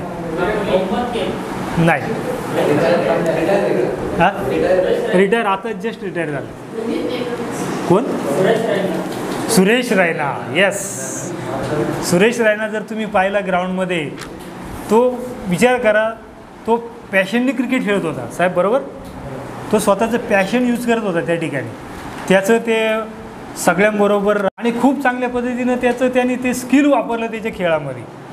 सुरेश रैना. तसं सुरेश रैना तुम्हाला होणं गरजेचं आहे. तुम्ही ज्यावेळेस ऑफिसमध्ये काम करताना तुमच्यामध्ये ती क्वालिटी असणं गरजेचं आहे. तुम्ही टीम प्लेयर झालं पाहिजे. तुमची जी टीम आहे ना, त्या टीममध्ये तुम्ही सुरेश रैना होणं गरजेचं आहे. हे मी स्पेशली शाखा व्यवस्थापकासाठी सांगतो. ओके. अशा पद्धतीने जे 20 पॉईंट मी सांगितले, त्या 20 पॉईंटचा तुम्ही सातत्याने अभ्यास करा. ह्या पॉईंटचे मटेरियल कुठे कुठे भेटतात याचं सातत्याने तुम्ही सर्चिंग करा. जे गुगल सर्च आहे, इंजिन आहे, त्या इंजिनमध्ये तुम्ही हे पॉईंट टाकत जा, तुम्हाला 100% माहिती भेटेल. दुसरी गोष्ट, आपण आता ठेव प्रतिनिधीबाबत थोडं बोलूया. ठेव प्रतिनिधी हा त्या सहकारी संस्थेचा ब्रँड एम्बेसिडर असतो. या वाक्याबरोबर कोण कोण सहमत आहे? बरोबर. माझा हा स्पेसिफिक व्हिडिओ आहे, मी व्हिडिओ बनवलेला आहे आणि तो टाकलेला आहे. तर महाराष्ट्रामध्ये बहुतेक सहकारी संस्थांनी मला ते कमेंट दिले, पर्सनली मेसेज पण पाठवले. त्यांनी म्हटलं सर बरोबर आहे तुमचं म्हणणं. त्याचं कारण आहे, खरोखर मार्केटमध्ये जो जास्त काळ संस्थेविषयी असतो ना चर्चा करणारा किंवा संस्थेला बरोबर घेऊन जाणारा, हा ठेव प्रतिनिधीच असतो. तुमच्या ठेव प्रतिनिधींना आयडेंटिटी कार्ड दिलेत, संस्थेचे आयडेंटिटी कार्ड आहेत. तुम्ही मार्केटमध्ये डेली कलेक्शन करताना आयडेंटिटी कार्ड यूज करता? 100% यूज करता का कधी कधी? फक्त रविवारी? फक्त सोमवारी असं पण मोबाईल ॲपवर कलेक्शन करता का मशीनद्वारे करता? मोबाईल ॲपद्वारे. मग काय तुम्ही काय करता हे थोडं समाजाला माहिती आहे. बाहेर तुम्ही पैसे हाताने घेता आणि बॅगमध्ये ठेवता असं तर काही नाहीच आहे ना. डायरेक्ट अकाउंट टू अकाउंट असं होतं की कॅश घ्यावं लागते? कॅश घ्यावं लागते. अच्छा हां, म्हणजे नेट बँकिंग नाही. हां अच्छा अच्छा. भीतीचं काही कारण नाही ना काही. आपण असे काही 4-4, 5-5 लाख तर काही नेत नाही ना. आणि मार्केटमध्ये बाकीचे पण ज्या पद्धतीने इम्प्लिमेंट करतात त्या पद्धतीनेच आपण काम करतो आहे. हरकत नाही. प्रत्येकाने तुमचे जे आयडेंटिटी कार्ड आहे ते वापरलंच पाहिजे. तुम्ही वैयक्तिक नाही ना गोळा करत डेली. तुम्ही वैयक्तिक डेली गोळा करता. तुम्ही रिसर्च संस्थेला अर्ज दिला आहे, संस्थेने तो मंजूर केला आहे, संस्थेने तुम्हाला मंजुरीचं पत्र दिलं आहे, संस्थेने तुम्हाला स्टेशनरी दिली, संस्थेने तुम्हाला ते ॲप पण दिलं. जर सगळ्या संस्थेने सुविधा तुम्हाला जर पुरवल्यात तर तुम्ही संस्थेचं आयडेंटिटी कार्ड गळ्यामध्ये घालायला प्रॉब्लेम काय? मग संस्थेचं आयडेंटिटी कार्ड तुमच्या गळ्यामध्ये असलंच पाहिजे. इथून पुढे लक्षात ठेवा. मी असं समजतो का तुम्ही आयडेंटिटी कार्ड गळ्यामध्ये वापर करूनच डेली कलेक्शन करता असं मी समजतो. तुम्ही नाही करत, मी असं निगेटिव्ह बोलत नाही.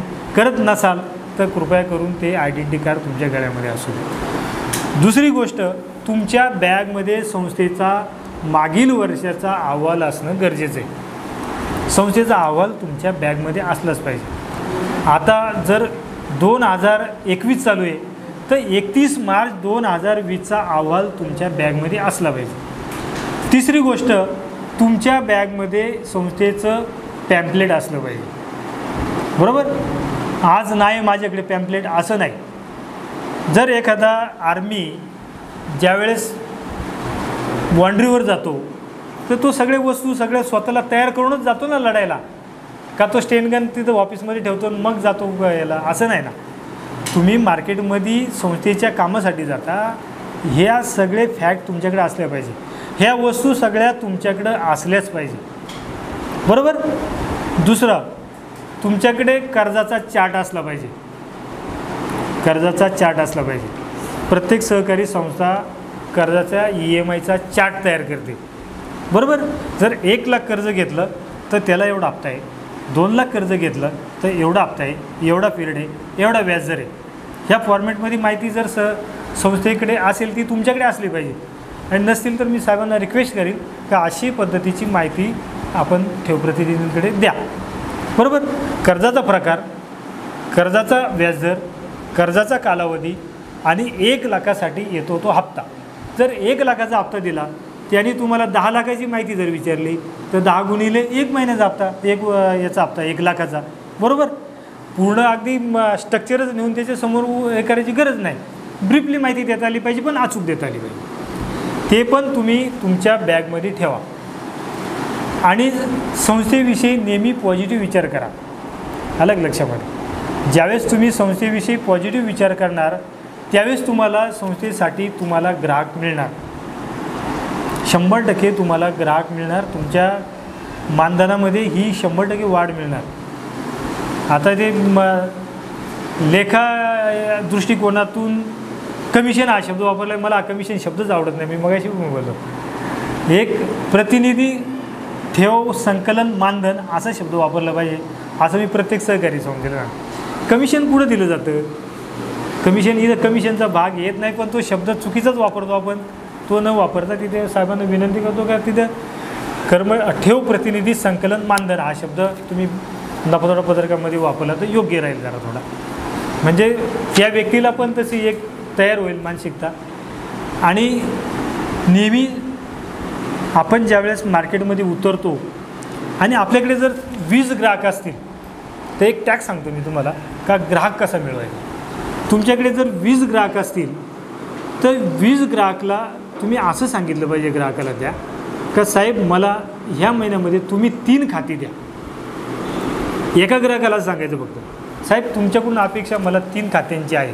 मी तुमच्याकडे येतो, मी कलेक्शन करतो, पण तुमच्या ओळखीच्या 3 खातेदारांची डेली मला तुमच्याकडून अपेक्षित आहे. ते 2 तरी देतील. तुम्ही विचार करा, जर 20 खातेदारांना तुम्ही स्वतःहून सांगितलं की मला 3 खाती द्या तर किती खाती झाले 1 महिन्यामध्ये? 60 झाले. बरोबर? ते 60 झाले ते कोण आहेत? ते नवीन आहे तुमच्यासाठी. त्यांना पण तुम्ही करा ना कन्व्हिन्स, साहेब कमीत कमी मला 2-2 खाती द्या. बिझनेस बिल्ड कसा होतो हे मी उदाहरण सांगतो आहे. बिझनेस बिल्ड कसा होतो, व्यवसायाची बांधणी कशी होते हे अशा माध्यमातून होते. मग हे कर्मचाऱ्यांनाही लागू आहे आणि ठेवप्रतिनिधींना पण लागू आहे. तुम्हाला 60 नवीन ग्राहक मिळाले, नवीन ग्राहकांबरोबर बोलायला तुम्हाला संधी पण प्राप्त झाली. आज 20 खातेदाराबरोबर तुम्ही, मी एक उदाहरण खातर बोलतो आहे, आज 20 खातेदारांबरोबरच तुम्ही कम्युनिकेट होत होते, त्यांना तुम्ही कन्व्हिन्स केलं, रिक्वेस्ट केली, कारण त्यांच्याबरोबर तुमचे संबंध तयार झाले. तुम्ही आज वर्षभर 6 महिने त्या खातेदाराच्या घरी जाता, दुकानावर जाता, तो तुम्हाला चांगलं ओळखतो. संस्थेची प्रतिमा आजही मार्केटमध्ये चांगली आहे आणि राहणार, त्यात वादच नाही. जनकल्याण नाव घेतल्यावरती लोक खुश होतात, याचाच अर्थ मॅनेजमेंटनी खूप चांगल्या पद्धतीचं अगदी 20-33 वर्षापासून काम केलं आहे. 33 वर्षापासून संस्थेच्या नावाची उभारणी मार्केटमध्ये चांगलीच आहे. तुम्ही त्याचा फायदा उचलत नाही, तुम्ही तो फायदा उचलला पाहिजे. बरोबर, जर मार्केटमध्ये नाव चांगले तर फायदा उचलला पाहिजे. तुम्ही ही टॅग वापरली पाहिजे. 20 प्रत्येकाकडे तर 30 ग्राहक तर 100% असतील, कोणाकडे 40 असतील. हायेस्ट कमिशन घेणारा कोण आहे, आपलं मानधन घेणारा, हायेस्ट मानधन घेणारे ठेवप्रतिनिधी कोण आहेत? अच्छा, तुम्ही किती मानधन भेटतं महिन्याला ॲप्रॉक्स सांगा मॅडम.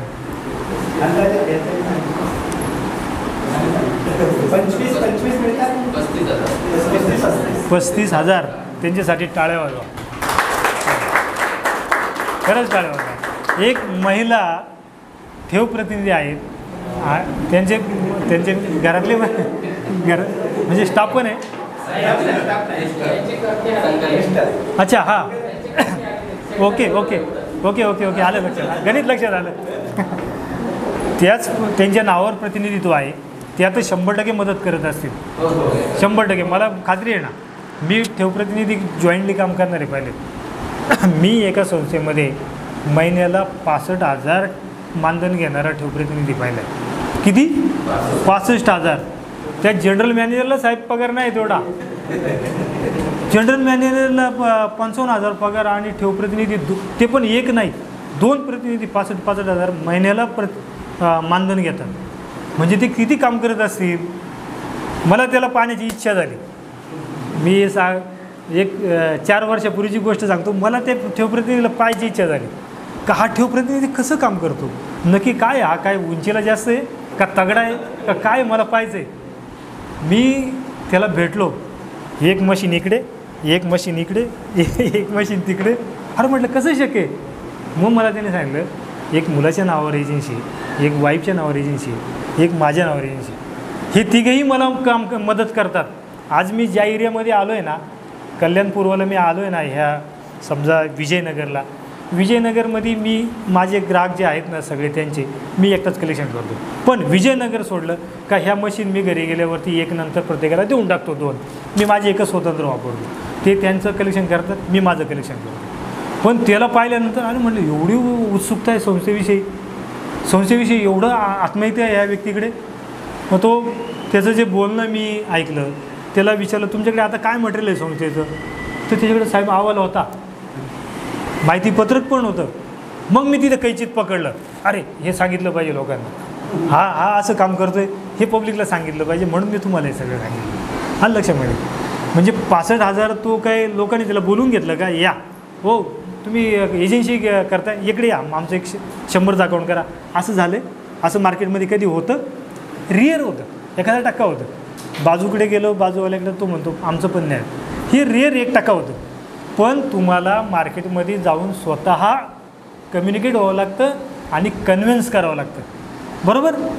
मग तुम्ही त्या पद्धतीनं कन्व्हिन्स केलं पाहिजे. ह्या सगळ्या गोष्टी तुमच्याकडे तुमच्या दप्तरामध्ये असल्याच पाहिजे.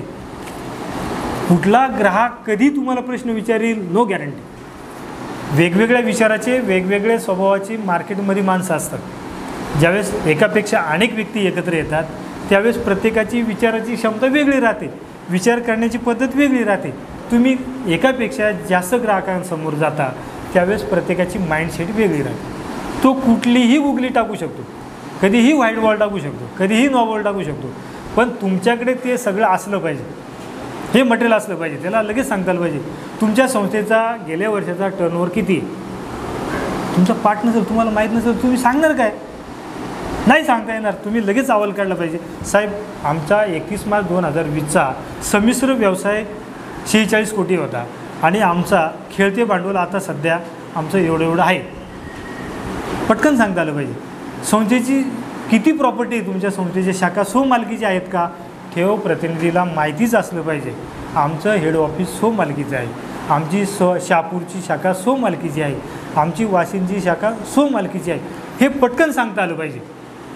ह्या ज्या आहेत ह्या जमेच्या बाजू आहे संस्थेच्या, हे तुम्हाला मी सांगतो आहे. मार्केटमध्ये गेल्यानंतर संस्थेच्या जमेच्या बाजू काय सांगायच्या, साहेब आमचा सतत अ वर्ग आहे, गेली 30 वर्षापासून आम्हाला अ वर्ग भेटतो, ही संस्थेची जमेची बाजू नाही, बरोबर. साहेब आमच्या संस्थेत 10 वर्षापासून 10% डिव्हिडंड दिला जातो, वाढीव पण असेल पण त्याला मध्यगा पकडून 10% म्हणायला हरकत नाही. 10%पेक्षा जास्त असा शब्दप्रयोग वापरा. 12%, 13% काय आता 13% म्हटल्यावरती खूपच चांगला डिव्हिडंड भेटतो. साहेबांनी मला मागे सांगितलं की आम्ही 13% डिव्हिडंड देतो. म्हटलं साहेब मला वाटतं काहीतरी तुमच्याकडे शेअर टाकून द्यावं 10 13% डिव्हिडंड म्हणजे काय काय संस्था चालते, अरे बेस्ट आहे एकदम. मी तर पॉवरफुल संस्था सांगतो. तुम्ही ह्या गोष्टीचा फायदा घ्या, स्टाफनी पण घ्या, ठेव प्रतिनिधीने पण घ्या. संस्थेचं नावलौकिक, गुडविल, संस्थेची आता असलेली वाटचाल, संस्थेचं मॅनेजमेंट, हे सगळं क्वालिटी असताना तुम्ही पण क्वालिटी तयार करा आणि हे लोकांना बाहेर क्वालिटी सांगा. 100% संस्थेची वाढ होऊ शकते, अगदी 101%. मी एक अहवाल जाताना वाचून घेतला, बरोबर मला सवय, ज्या संस्थेमध्ये जातो त्या संस्थेचा मी अहवाल माझ्याकडे घेतो. माझ्याकडे आज बॅगभर अहवाल आहेत, मी टाकून देत नाही. की ही संस्थेला मी ह्या तारखेला ह्या वर्षी व्हिजिट दिली होती, त्यावेळेचा अहवाल काय सांगतो आहे आणि आज मला जायचं आहे, आपण पाहूया किती फरक झाला त्याच्यात. म्हणजे ह्या गोष्टीचा फायदा तुम्ही 100% घ्या. मी दुसरी एक लक्षात माझ्या आलं का मॅनेजमेंट हे वेगळ्या पद्धतीचं आहे तुमच्याकडे. एक 40 वर्षापूर्वी एकत्र आलेले मित्र 10वीच्या बॅचचे ते एकत्र आले, त्यांची मित्रत्व टिकवण्यासाठी त्यांनी एक संस्था काढली. आज ज्या इमारतीमध्ये आपण आहोत ती शाळा स्थापन केली, संस्थेचं नाव जनहित दिलं.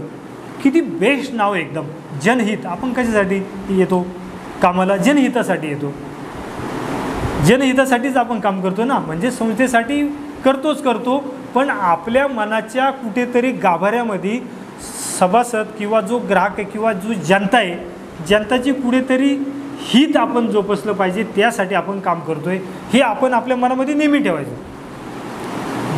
जनतेचं हित आपण कुठंतरी पाहतो आहे, आपलं स्वतःचं हित हा मायनर पॉईंट झाला, पण समाजाचं हित होतं आहे किंवा साधतो आहे आपण सातत्याने, आपण राष्ट्रसेवा करतो आहे, हे पण एक मनामध्ये भावना ठेवली पाहिजे. ज्यावेळेस आपण संस्था वाढवणार, संस्था पुढे जाईल, 100 कोटी 200 कोटी 300 कोटी, त्यावेळेस इन्कम जनरेट होईल. इन्कम जनरेट झाल्यावरती त्यावरती आपल्या शासनाला टॅक्स जाईल, देशाच्या शासनाला टॅक्स जाईल, महाराष्ट्र शासनाला टॅक्स जाईल. त्यातून आपण कुठंतरी याच्यामध्ये आहेत, म्हणजे आपण आपल्या राष्ट्रालासुद्धा मदत करतो आहे, इतपत बरोबर आहे. बरोबर आहे की नाही.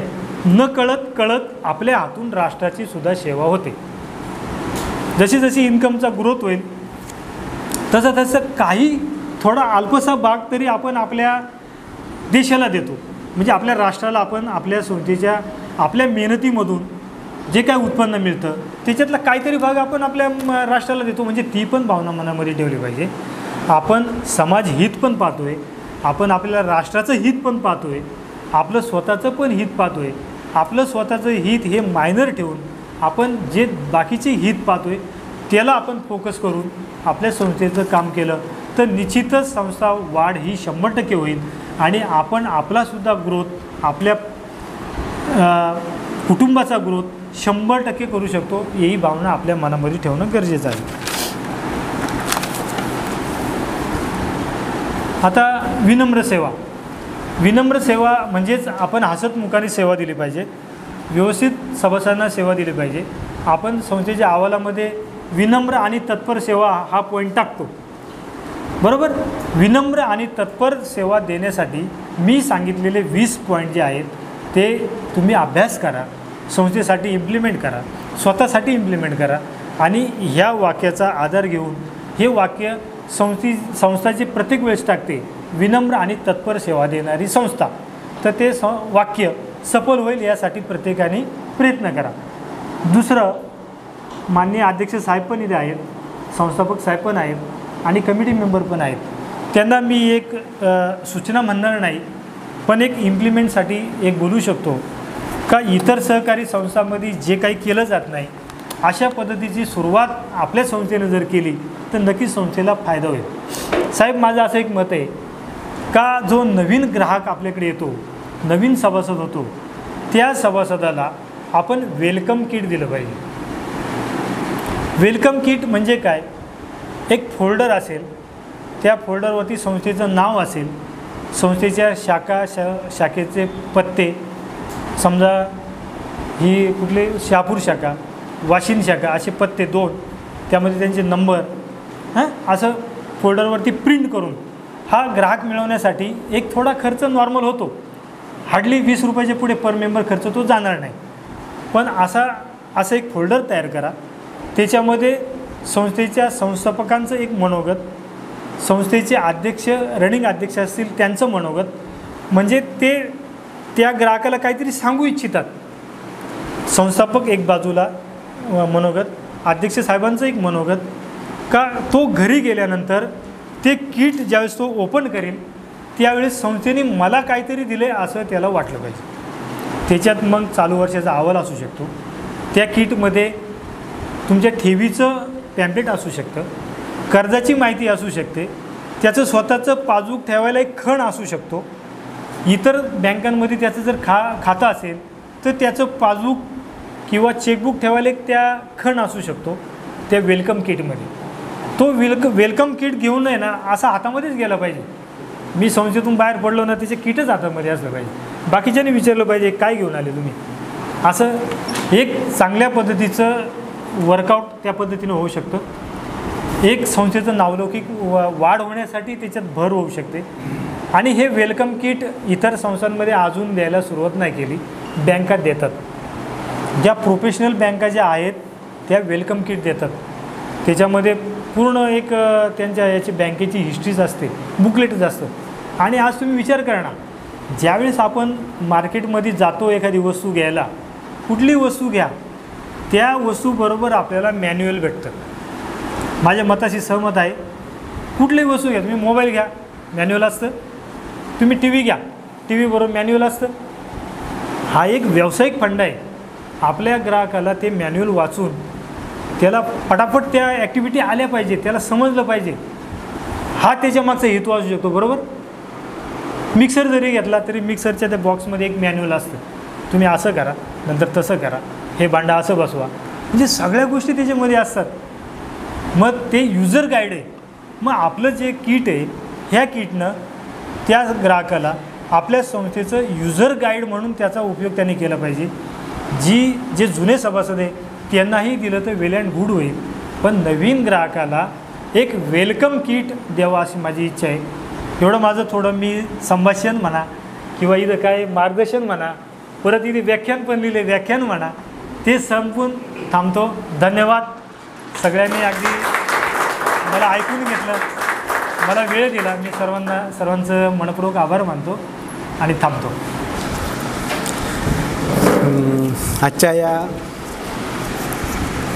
व्याख्यानाच्या कार्यक्रमातील मुख्य भाग जे बोडके साहेबांचे मार्गदर्शनपर व्याख्यान आपण इथे ठेवलं होतं, तर हा मुख्य भाग आपण आता जवळपास आपला संपलेला आहे. हे त्याच्यानंतरचा समारोप बाबा कसा झाला आजचा कार्यक्रम, तर तो पार्ट फक्त माझ्याकडे आलेला आहे. तर साहेबांनी जे 20 पॉईंट सांगितले ना, हे 20 पॉईंट माझ्या दृष्टीने अत्यंत महत्त्वाचे आहेत. कारण की ही जे कोणतीही संस्था म्हणजे जनकल्याण पतपेढी असं नव्हे, एखादी शाळा असेल किंवा एखादं एस्टॅब्लिशमेंट असेल, तर हे सगळंच्या सगळं ना त्या तिथे काम करणाऱ्या लोकांवरती चालत असतं. आपण आता काम करणारी कधी कधी माणसं असतात, कधी कधी मशीन असते. तर जर का मशीन असेल तर त्या मशीनमध्ये काही फरक नाही होत किंवा मशीनमध्ये काही क्वालिटी नसते की हे एक साठे मशीन आहे, एक बिडवी मशीन आहे, असं काही नसतं. मशीन ही मशीन असते. एक मशीन जे काम करतं सारखंच काम बी मशीन पण करत असतं. पण कर्मचारी जेव्हा आपल्या संस्थेमध्ये किंवा एस्टॅब्लिशमेंटमध्ये कामाला येतात तेव्हा या प्रत्येक कर्मचाऱ्याच्याकडे स्वतःची इनबिल्ट असलेली क्षमता किंवा इनबिल्ट असलेले सॉफ्ट स्किल किंवा कौशल्य ही वेगळी वेगळी असतात. आणि या कौशल्यांचा वापर हे कर्मचारी त्या त्या एस्टॅब्लिशमेंटमध्ये करत असतात. आणि ह्या ज्या स्किल्ड असतात, ह्या ज्या इनबिल्ट स्किल असतात, यांचे जे सॉफ्ट स्किल असतात किंवा कौशल्य असतात, ही कौशल्य त्या एस्टॅब्लिशमेंटमध्ये तो कर्मचारी किती चांगलं वापरतो त्याच्यावरती त्या संस्थेची डेव्हलपमेंट अवलंबून असते. आता उदाहरण द्यायचं तर आपल्याकडे बघा, आपण मुख्य काम काय करतो, कर्ज देतो किंवा कर्ज वसूल करतो, ठेवी गोळा करतो. तर कर्ज वसूल करण्यामध्ये सुभाष विषय जे स्किल वापरतात तसंच्या तसं स्किल जय जागरे वापरतील किंवा आणखीन कोणी सुमित वापरेल अशातला भाग नाही. पण हे स्किल आपलं कसं डेव्हलप होईल प्रत्येकाचं हे प्रत्येकाने पाहिलं पाहिजे. बोडके साहेब, मला सांगायला खूप आनंद होतो, आमच्याकडे जे कर्मचारी आहेत ना तसे जवळपास सगळे यंग कर्मचारी आहेत आणि सगळ्यांची एन्थुसियाझम किंवा काय बोलतात त्याला उर्मी किंवा उत्साह हा खूप आहे. म्हणजे सगळेजण खूप चांगलं काम करतात. जेव्हा मागच्या मार्च एप्रिलमध्ये सगळी लोक घरी बसली होती कोरोनाच्या कोविडच्या याच्यामुळे, तेव्हा आमची पतपेढी एक दिवसही बंद नव्हती. मला खरं कौतुक आहे सगळ्यांचं. म्हणजे मी स्वतः तिकडे ठाण्याला अडकलो होतो. आमचे अध्यक्ष महाराज इथे होते, पण ते पण जरा 2-3 दिवसांनी तरी येत असतील. पण आमचे कर्मचारी रोज यायचे आणि डेली कलेक्शनवाल्याने जेव्हा आम्हाला शासनाने सूट दिली की मेडिकल चालू राहतील, भाजीवाले चालू राहतील, दुकानं छोटी छोटी चालू राहतील, तर त्याही वेळेमध्ये ते सगळ्या मेडिकल दुकानांमध्ये जायचे, भाजीवाल्यांकडे जायचे आणि पैसे कलेक्ट करायचे. तेव्हा संपूर्ण राज्यातल्या लोकांना म्हणजे पतसंस्थांना संस्थांना हे कोविडचं वर्ष अतिशय वाईट गेलं, खूप वाईट गेलं. म्हणजे लोकांनी शासनाकडे मागणी केली की आम्हाला अशा सवलती द्या, आमच्या कर्जवसुली होत नाही, आमच्या ठेवी जात नाहीत, ठेवी येत नाहीत. सगळीकडे अशा शासनाकडे मागण्या होत होत्या. पण आमच्या संस्थेला या प्रॉब्लेम आलाच नाही, कारण की या सगळ्याचं श्रेय मी या सगळ्या कर्मचाऱ्यांना आणि दैनिक ठेवीदारांना देतो. म्हणजे कौतुक आहे. आणि दैनिक ठेवीदार आणि कलेक्शन करणारे आणि कर्मचारी यांच्यात आम्ही तेवढा भेद पण करत नाही. म्हणजे आम्ही सगळ्या लोकांचा जेव्हा कोविड आलं ना तेव्हा कोविडसाठीचं हे काढलं, आम्ही इन्शुरन्स काढला. तर इन्शुरन्स जसा आम्ही कर्मचाऱ्यांचा काढला तसा दैनिक ठेवीदारांचा पण काढला. दैनिक ठेवीदारांना ॲपसाठी मोबाईल पाहिजे, आम्ही मोबाईल बिना व्याजाने त्यांना मोबाईल दिलं की ते फक्त तुम्ही तुमचे पैसे परत करा. तर या पद्धतीने आम्ही आणि अत्यंत चांगल्या खेळीमेळीच्या वातावरणाने आमचे लोक सगळी काम करतात. मला सगळ्या कर्मचाऱ्यांचं खूप खूप कौतुक वाटतं. मी तुम्हाला सगळ्यांना ॲश्युरन्स करतो, आपण कोणाची तुलना करतो अशातला भाग नाही. पण मला एक नक्की सांगायचं आहे की मी ज्या वेळेला 80 साली नोकरीला लागलो, 79 साली, त्यावेळेला ठाणे कोऑपरेटिव्ह बँकेमध्ये ती पण नुकतीच नवीन तयार होत असलेली बँक होती, म्हणजे आणि तिच्या शाखाही वाढत होत्या. त्या ठाणे कोऑपरेटिव्ह बँकेचा पगार त्यावेळेला 200 रुपये होता आणि आम्हाला 500 रुपये पगार होता. त्यावेळेला 1980च्या सुमाराला 79च्या सुमाराला आम्हाला 500 रुपये पगार होता. ठाणे कोऑपरेटिव्ह बँकेच्या लोकांना 200 रुपये पगार होता. 40 वर्षानंतर त्यांचा पगार 80,000 झाला आणि आमचा 25,000 झाला होता ठाणे कोऑपरेटिव्ह बँकेत. बँकिंग व्यवसायाला नक्की स्कोप आहे. आपण आपली तुलना काही ठाणे कोऑपरेटिव्ह बँकेशी करतो अशातला भाग नाही. किंवा या दुसऱ्या ठाणे जनता असतील, डोंबिवली जनता असतील, डोंबिवली नागरी असतात, या लोकांचे शेअर्स किती लोकांनी म्हणजे किती पैसे टाकून या लोकांनी संस्था उभ्या केल्या असतील, तर 1000 रुपये त्यांचे शेअर्स असतील. आपण 100 रुपये होते. आपण आपली डोंबिवली नागरी होणारे, आपली ठाणे कोऑपरेटिव्ह होणारे, ठाणे जनता होणारे असं मला म्हणायचं नाही. पण आपल्यातली जेवढी क्षमता आहे, आपल्यातली क्षमता डेव्हलप करून आपण जेवढे मोठे होऊ तेवढा तर आपण प्रयत्न करायला पाहिजे ना, नाही का? की आहे तेवढ्याच याच्यावरतीच थांबून राहायचं, आपल्याला थांबायचं नाही, आपल्याला मोठं व्हायचं आहे. आणि त्या दृष्टीने आपण गेल्या 2-3 वर्षापासून प्रयत्न करतो आहे. आपण 2-3 वर्षापासून खूप लोकांना ट्रेनिंगला पाठवलं. जवळपास सगळ्या स्टाफचा आम्ही 2-2, 3-3 वेळा आता ट्रेनिंग करून घेतलं आणि त्या दृष्टीने आपण मोठं होण्याच्या दृष्टीने चांगल्या दृष्टीने प्रयत्न करतो आहे. आता मोठं कशासाठी व्हायचं, तर आज जेव्हा आम्ही ही संस्था काढली साहेब, तेव्हा मी म्हणजे आम्ही दोघेजणं आणि एक आमचे ते बेहरे म्हणून आहेत, हे तिघेजणं ऑडिट वगैरे लिहायचो, अशी हे लिहायचो. आणि एक त्या आमच्या हे डेली कलेक्शन करणाऱ्या पांडुबाई, त्या आज का आल्या नाहीत मला माहीत नाही, पण त्या कलेक्शन करायला त्यांनी सुरुवात केली. मार्केटमध्ये आमची म्हणजे जी पत होती ती अशी काहीच नव्हती, कारण आम्ही कर्मचारी होतो, मार्केटमधले लोक काय आम्ही नव्हतो. पण तरी देखील त्यावेळेला ज्यांच्याकडे कलेक्शन करायला या मॅडम गेल्या, तेव्हा त्यांना आम्ही श्युअरिटी दिली की तुमच्या पैसा म्हणजे तुमचे सगळे पैसे सुरक्षित राहतील ना, त्याला आम्ही जबाबदार आहोत. म्हणजे तुम्ही जे जबाबदारीचं मगाशी बोललात ना, तर जबाबदारी आपण घेतली की तुमचे एक पै पण बुडणार नाही. आणि मग त्याच्यातनं त्या मॅडमने त्या काय पांडव मॅडमनी आणि यांनी सुरुवात केली आणि त्यातनं हळूहळू डेव्हलपमेंट आपल्या संस्थेची होत गेली. आता जबाबदारी पण बघा, माझं म्हणणं की आम्ही संचालक आहोत, मग जबाबदारी म्हणजे काय ते मी तुम्हाला सांगतो. एक आमच्यातला डिफॉल्टर असा होता, कर्ज घेतलेला माणूस, की तो त्या एका ऑफिसमध्ये कामाला होता, त्यांनी आमच्याकडनं 50,000 रुपयाचं लोन घेतलं आणि तो कुठे नंतर गेला ते कुणी आम्हाला सांगायलाच तयार नाही की हा माणूस गेला कुठे. आम्ही सातत्याने हा माणूस गेला कुठे याच्या शोधात होतो. शेवटी कळलं की तो माणूस पहिले इथे इरिगेशनमध्ये होता आणि नंतर तो इकडे याच्यामध्ये गेला, सूर्यानगरला गेला. म्हणजे 4 वर्षांनी आम्हाला कळलं की हा माणूस सूर्यानगरला गेला. आता त्या माणसाकडे जायला आम्हाला काय हे नव्हतं की आम्ही जायलाच पाहिजे, कारण हे तर स्टाफचं काम होतं ना. पण एक दिवशी मी आणि वनारशांनी गाडी काढली आणि त्या सूर्यानगरला गेलो. आम्हाला माहीत नव्हतं, म्हटलं खात्री तर नव्हतीच की ही व्यक्ती भेटेल नाही भेटेल, पण आम्ही एकदा गाडी काढली आणि सूर्यानगरला गेलो. आणि सूर्यानगरला जेव्हा चौकशी केली तेव्हा तो माणूस तेव्हा आलेला नव्हता, पण बाकीच्या लोकांकडनं फोन घेतले आणि त्याला फोन केला की आम्ही इथे आलो आहे. तर सुदैवाने तो तिथे आला, त्याच्याशी भेट घेतली आणि त्याला सांगितलं सगळं समजावून. मग हे लोन संस्थेचं आहे, हे पैसे काय तुझे फिटणं म्हणजे असे काही जाणारे नाहीत, ते तुला भरावेच लागतील. उद्या आम्ही जर का लिगल ॲक्शन घेतली म्हणजे कोर्टामध्ये गेलो तर तुला त्याच्यातनं आणखीन दंड पडेल, तर जे आहे ते तू भर. तर तो त्याला कन्व्हिन्स केला, तो पण भरायला कबूल झाला आणि पुढच्या 3 महिन्यामध्ये साहेब जेवढे त्याचे पैसे होते तेवढे सगळे वसूल झाले. असंच एक प्रकरण मीरा रोडमध्ये पण एक मीरा रोडला आपल्या इथला ठेवीदार होता, कर्जदार होता, तो निघून गेला होता, त्याचाही पत्ता आपल्याला सापडत नव्हता. मग अधिक चौकशी केल्यावरती तिथल्या एका मेडिकलमध्ये तो काम करतो आहे असं आम्हाला समजलं.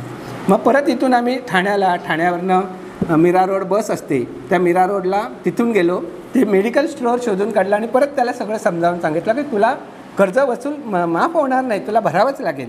मग ते पण तेव्हा त्यांनी कबूल केलं आणि हे पैसे त्यांनी ते भरले. तर अशी ही जबाबदारीची गोष्ट असते. माझं म्हणणं, आपण सगळे कर्मचारी किंवा आम्ही संचालक असू, आपण काही मशीन्स नाही आहोत. आपल्या संस्थेचा लाभ किंवा संस्थेचं हित किंवा संस्थेचा फायदा कशा हे याच्याकडे आपलं सातत्याने लक्ष असायला पाहिजे आणि हे जिथे होईल त्या गोष्टी आपण केल्या पाहिजेत. मला बोडके साहेबांनी जी गोष्ट मगाशी जी तुमच्यासाठी सांगितली की एखादा कर्मचारी येतो, ठेवीदार येतो किंवा हे येतो, तर त्याचा फॉर्म पण आपण भरून द्यायला पाहिजे. अगदी महत्त्वाची गोष्ट आहे माझं म्हणणं. हे काय बँकांमध्ये जे लोक जातात ना, बँकांमधल्या ग्राहकाकडे या बँका अजिबात लक्ष देत नाही. त्यांना वाटतं की आमचं एवढं काम आहे, बाकीचं त्यांनी करावं. शेवटी संस्था ज्या असतात कन्झ्युमर कोऑपरेटिव्ह किंवा या कन्झ्युमर नव्हे क्रेडिट कोऑपरेटिव्ह म्हणजे पतसंस्था, या पतसंस्थेची कर्ज देण्याची आणि ठेवी स्वीकारण्याची जी काही पातळी आहे ना, ही पातळी त्यातल्या त्यात खाली असते. जेव्हा एखाद्याकडे पैसे असतात तेव्हा तो पैसे कोणाकडे ठेवायची पहिले हे करतो, शिफारस करतो किंवा त्याला वाटतं की आपण कोणाकडे पैसे ठेवावेत. तर हे पैसे त्याला वाटते आपण नॅशनलाइज बँकेत ठेवावेत, म्हणजे ही भारत सरकारची बँक आहे, म्हणजे याला काय चिंता नाही. म्हणजे तो पहिले प्रेफर तिथे करतो. दुसरा प्रेफर तो कुठे करतो? प्रायव्हेट बँकांना पण करतो. HDFC बँक असेल, ICICI बँक असेल, मोठ्या बँका असतात, प्रायव्हेट सगळं त्यांच्याकडे एस्टॅब्लिशमेंट असतं, मॅनेजमेंट असतं आणि मोठ्या प्रमाणावरती ते नफा कमवत असतात. त्यामुळे त्यांना वाटतं आम्हाला प्रायव्हेट बँकामध्ये आपण पैसे ठेवू. तिसरं स्थान किंवा तिसरं हे ते काय करतात की ज्या मोठ्या कोऑपरेटिव्ह बँका असतात, मग ठाणे कोऑपरेटिव्ह असेल किंवा ठाणे जनता असेल तिथे, आणि आपल्याकडे पैसे ठेवायला तो कधी येतो? आम्ही जर का त्याला 1% पैसे जास्त दिले, बाबा नफा आमच्याकडनं व्याज 1% जास्त, बाकीकडे 6.5 आहे ना आमच्याकडे 7.5%, बाकीकडे 5.5% आहे ना आमच्याकडे 6.5%. तेव्हा आम्ही जेव्हा चांगला त्याला व्याजाचे आमिष दाखवतो तेव्हा तो आपल्याकडे येतो. त्याच्याबरोबर दुसऱ्या कोणत्या गोष्टीमुळे येतो तर त्याबरोबर आपण जी त्याला चांगली सर्व्हिस देतो, या सर्व्हिसमुळे तो आपल्याकडे येत असतो. की त्या ठाणे कोऑपरेटिव्हमध्ये किंवा दुसऱ्या कोणत्याही बँकेमध्ये कशाला जायचं, तिथे बाहेर उभं राहायला लागतं, रांगेत उभं राहायला लागतं, पैसे भरावे लागतात ना, यावं लागतं. पण इथे गेल्यावर नाही, इथे गेल्यावर बसवतात, आपली स्लिप ते भरून देतात आणि पैसे घेतात. म्हणजे इथे गेल्यावरती आपल्याला रिस्पेक्ट मिळतो. हा रिस्पेक्ट आणि आपण दिलेला जादा व्याज याच्यावरती आपल्याला हे ग्राहक मिळवायला लागतात. आणि दुसरी गोष्ट, कर्ज पण आपण कोणाला देतो माहिती आहे, एखादं जर का दोन्ही नवरा बायको सर्व्हिस असेल आणि त्यांना जर का एखादं घर घ्यायचं असेल तर ते नाही आपल्याकडे येत कर्ज मागायला, कारण की ते ठाणे कोऑपरेटिव्हमध्ये जातात, चांगल्या चांगल्या बँकांमध्ये जातात, ते व्याजदर कमी असतं, आपला व्याजदर थोडा जास्त असतो. मग आपल्याकडे कोण कर्जदार येतात तर ज्याचं उत्पन्न स्टेबल नसतं, स्थिर नसतं, अशी लोकं आमच्याकडे, मग दूधवाले येतात, भाजीवाले येतात, अशी लोकं कर्ज घ्यायला येतात. म्हणजे कर्ज घेणारे पण आमच्याकडे म्हणजे तृतीय याच्यातले असतात आणि ठेवणारे पण तृतीय याच्यातले असतात. मग तरी आमच्या संस्था मोठ्या का होतात. मला यांनी सांगितलं, शिवकृपा संस्था आहे ती 1200 कोटी रुपयाचं काम करते, 12,000 कोटी रुपयाचं काम करते, हजाराच्या घरात काम करतो. परवा आम्ही कोपरगावला काकासाहेब कोयत्यांची ही संस्था बघायला गेलो होतो, 600 कोटी रुपयाच्या त्यांच्या ठेवी आहेत. मग तरी पण या संस्थांकडे, ज्या पतसंस्था आहेत यांच्याकडे ठेवी का जमा होतात तर या दोन गोष्टींमुळे होतात असं मला वाटतं.